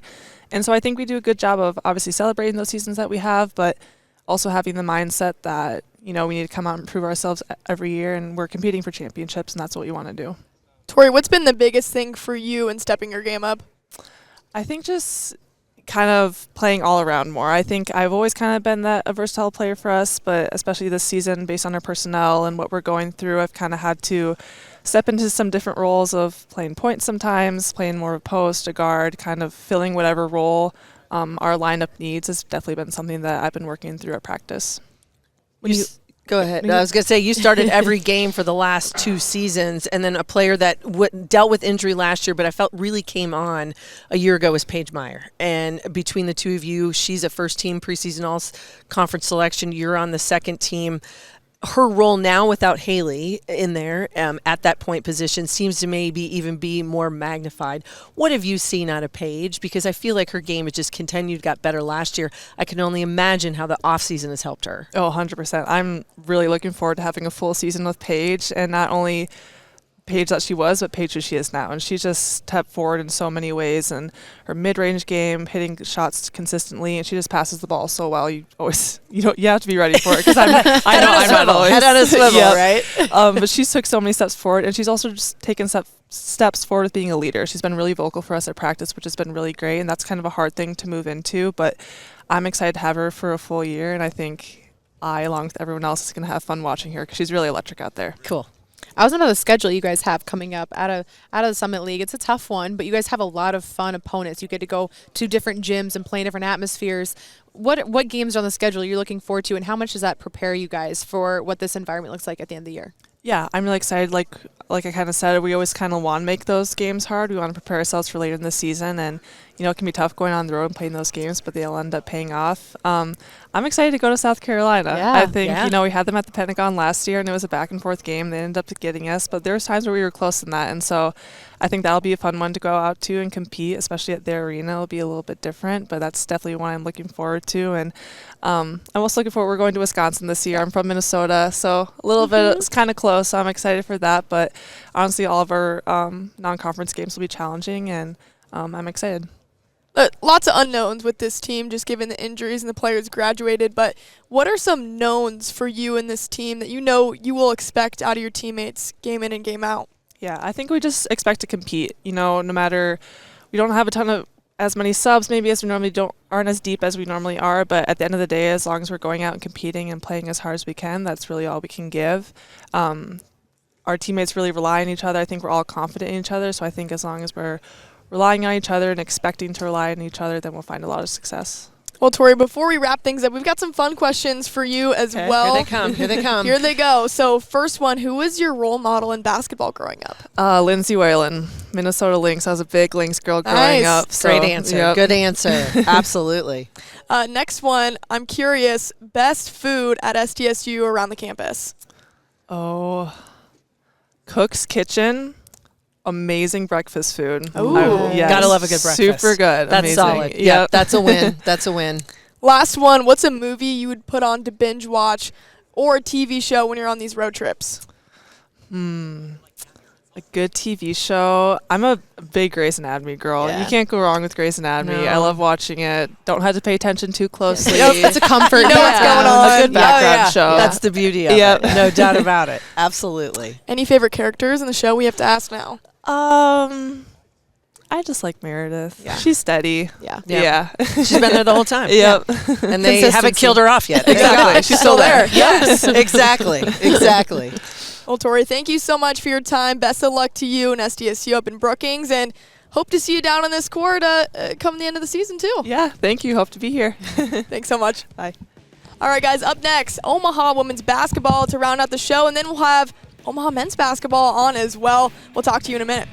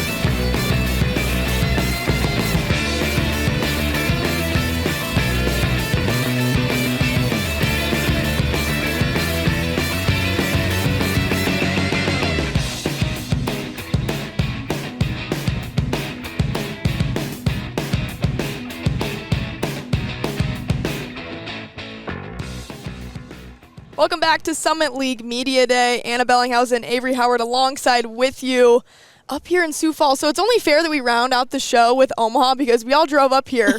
So it just makes sense. Coach Carrie Banks joining us. Coach, how are you today? I'm doing good. Loving this setup that they have up here. Yeah, we want to talk about that. Like, how has the day been? Just what's this whole event been like for you guys so far? It was really cool. I mean, starting with yesterday and just being able to sit down with all of the coaches and athletes on both the men's and women's side. And I think for the student athletes to get this experience more so than us has been really nice for them, and to kind of like, hey, I know you because I played against you, but you're a really nice person. And maybe I didn't think that when we were on the court together, but now you're cool. So I think that's been a really good experience for them. So this team's off a championship final appearance, back-to-back, may I add, as a number 6 seed in that tournament too. What has it been about this team in the postseason that they just find their way? I wish I could figure it out and bottle it up and just sprinkle just it all it. over our Yep. full season and just we win every single game. I think they, are really good at locking into like a specific prep and knowing that, hey, this is about 3 days. I think that they can just really wrap their mind around that and be excited about it and really dialed into the details. I think, the great thing about this past year is that, we return a lot of our same kids. Yeah, right? 10 of them. Yeah, so we have that experience, and I really think just getting that taste, right, is going to be really huge because now they know, like, okay, this is what it takes. All right, but now we got to take it a step further. So. Of your returners, it feels like a lot of these girls were starting to find a rhythm last year and get into a groove, and obviously they get another year together. Of this returning group, how have you seen them develop in the last year and just individual growth and as team growth? Yeah, I think there's a maturity about them. I think there's also a familiarity, right? They know my expectations. They know the expectations that they have created amongst themselves as well, too, which I think is really special. So you just be amazed. I feel like in previous years, we've been talking about having a young group or a mixed group, but just what that experience will do to your workout, to your mindset, all of that stuff, it's been really, really great for us. And of the newcomers, you have only a few want to transfer. What are you looking forward to with that group and what they're going to inject into this team? Yeah, our freshmen, I mean, I couldn't ask for a better group. They're really tough kids that come from high caliber high school programs that have either won a state championship, played in a state championship. So, like, winning is what they know, right? So already they have come in and they have just been, I mean, they fit in. With us having a veteran group, it's not like it's the freshmen and everybody else. It's like, this is our group. They're beating people to the gym as freshmen, which is great, right? And they're showing up and, not having those moments that most freshmen have, right? They fit in really, really well. What's been most impressive about this group and just the early few practices you've seen them in? Yeah. Well, I was saying earlier, we got about 7 healthy right now. Yeah. So just their ability to lock into the details, right? Because we've had to do a lot of just smaller breakdowns because we haven't had numbers, but just their ability to lock into those details. I feel like when they came back from the summer, they came back with just a renewed energy and passion for basketball. So they've been able to pick up things really, really quickly. And I guess that's one of the benefits of having an older group. And I'm excited about that. I wanted to talk about a local product real quick because I know we have our Omaha viewers here, and staying home in Omaha means something. When you bring Cora Olsa into a program, you smile and you get excited. And I've seen her blend in with this group. She was at all the games last year. At the last game of the year, you had the youngsters come into the locker room and be welcomed, and you're seeing that happen already in this season. What are you excited for and just having a hometown kid join your squad? Well, yeah, I think first and foremost is she has a tremendous sense of pride for her city, for this school. Her parents went to this school, her older siblings went to this school as well too. So just when you have kind of that legacy and just that pride about this place, I know she's going to leave it on the floor every single time she steps foot on the floor. She's so excited to be a Maverick. She's a tough kid and just, what you see is what you get with her, and I love that about her. Our personalities are very similar in that. So, yeah, just really excited to have her on board. Also want to talk about losing Elena Pilacuda. When you talk about filling her shoes, it might obviously be hard, first of all. Sure. An impact player, obviously, on the paint, but when you think about trying to fill that void, is it multiple players, right? Like, how do you change that system to replicate what Elena did? Yeah, I mean, she was a coach's dream, right? Yeah, Not just yeah. because of her productivity on the court, but she was definitely an extension of the staff and just knowing what we wanted. I think we have some kids that are not new to our roster, but will be in bigger roles. I think Morgan Gardner is one of those who's just really, really efficient. And again, another kid, this is her third year playing for me. Danae Watson sat out last year with injury. And, they're not Elena, and that's not a bad thing. They bring something very, very different to our team, and I think each year as a coach, you are charged with finding the identity of that team and what works with that team, and these kids are going to make that special. Yeah, I wanted to touch on that. Every year, Grace Cave mentioned this last year a little bit. She said, identity is going to change when you have different players come in, but we have to find a way to adapt to that. How has that shift happened so far this season, and what's the identity starting to look like for this team? Yeah, I think our depth is something that's really, really special. I think our ability to play a little bit faster.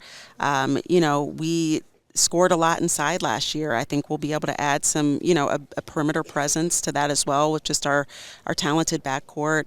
But we also have some bigs that are a little bit more versatile than Elena and that they can step out and do some other things as well, too. So, what kind of jumps do you want to see with this team between last year and this year? Consistency. They have to bring the mentality that every single game is a championship game. Every single game, that's the effort, that's the energy we need throughout the season. So I'm looking for that. We're about to talk to Grace Cave here in a second, a junior now, a junior guard. How have you seen her grow year after year, and whether it be on the court and off the court, just in her leadership position? Sure. I think she's just matured very nicely from her freshman year now to going on her junior year. She had a great summer. I mean, she was constantly in the gym, doing the extra stuff, trying to get stronger in the weight room. We practice at 8 a.m. in the morning, which for a college student feels like 5 a.m. Sure does. And she is there, 2 hours early, getting shots up. She's a positive voice in practice. So I'm just really excited what the future holds for her. And again, another homegrown kid that is just putting on for her city. Mm-hmm. Yeah. Any mentality or motto you guys have been going into this year with? Have you decided that yet? No, not yet. Okay. We'll get that together here soon. We'll have to ask Grace what she thinks. Oh, I know what she's going to say. I know what she's going to say, but I'll let her surprise you with it. Okay. And I definitely agree with that. So, okay. Yeah. Good. I'm excited. Coach, expectations on the year for you. What looks like a successful season for Omaha women's basketball? Winning every single game. There you go. Simple. No, I think it's just, getting our kids to consistently compete at the highest level possible. That's really what I want to see from them. We have a really talented group, and one thing I tell them at the beginning of each workout is share the basketball. And so I just want all of them to be able to shine. Our style of play, it's very free-flowing. So I think if we share the basketball, it's going to be fun to watch, but you're also going to be able to see everybody shine in their role. Coach will Omaha very soon. We'll bring on Grace Cave here just in a moment, but best of luck to the Mavs. Can't wait to see the product on the court. Thank you so much. Thanks, Thank Coach. you, guys.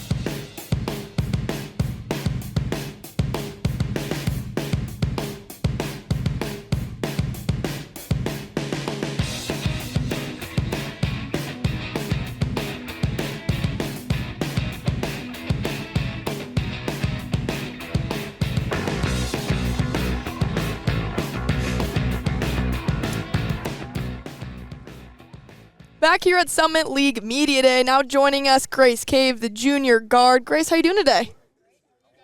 Doing great. So, when you look at this event, what's been your impression on it so far, and how's this experience been? I mean, this is cool. Oh, I can hear my own voice. Yes, you can. Cam messed it up. No, it's been super cool. The atmosphere here with hanging out with the other girls from the other teams and seeing all the guys here too. It's really cool. I have been having a blast. We went to Top Golf. Yes, it was fun. It was cool. How are you? Are you good? Yeah, I'm good. Okay. Pretty good. Good swing? I mean, Frankie and Crutch were giving me pointers last night. That's good. Well, this building has been pretty nice to you guys. You guys have had some success here. We were just talking to Coach about it, but what is it about this? Just really put it all together, and you put a great run together. I think at like the end of February, beginning of March is when you need to start playing your best basketball. And last year we did that. I mean, we obviously didn't get to come home with some hardware, but we were playing some of our best basketball. So, yeah. How much growth does that bring to this team and finding that consistency throughout the season and the level of play you want to be at? Sorry, can you ask it again? I was not. I like zoned You're out. thinking about great shots. So is that what you're thinking I was. about? I'm not even going to lie. I literally was. Can read your mind. No, but just the consistency. How do you want to find that throughout the season? And obviously you want to play great in March and February, but how do you find that just throughout the season and in the level of play?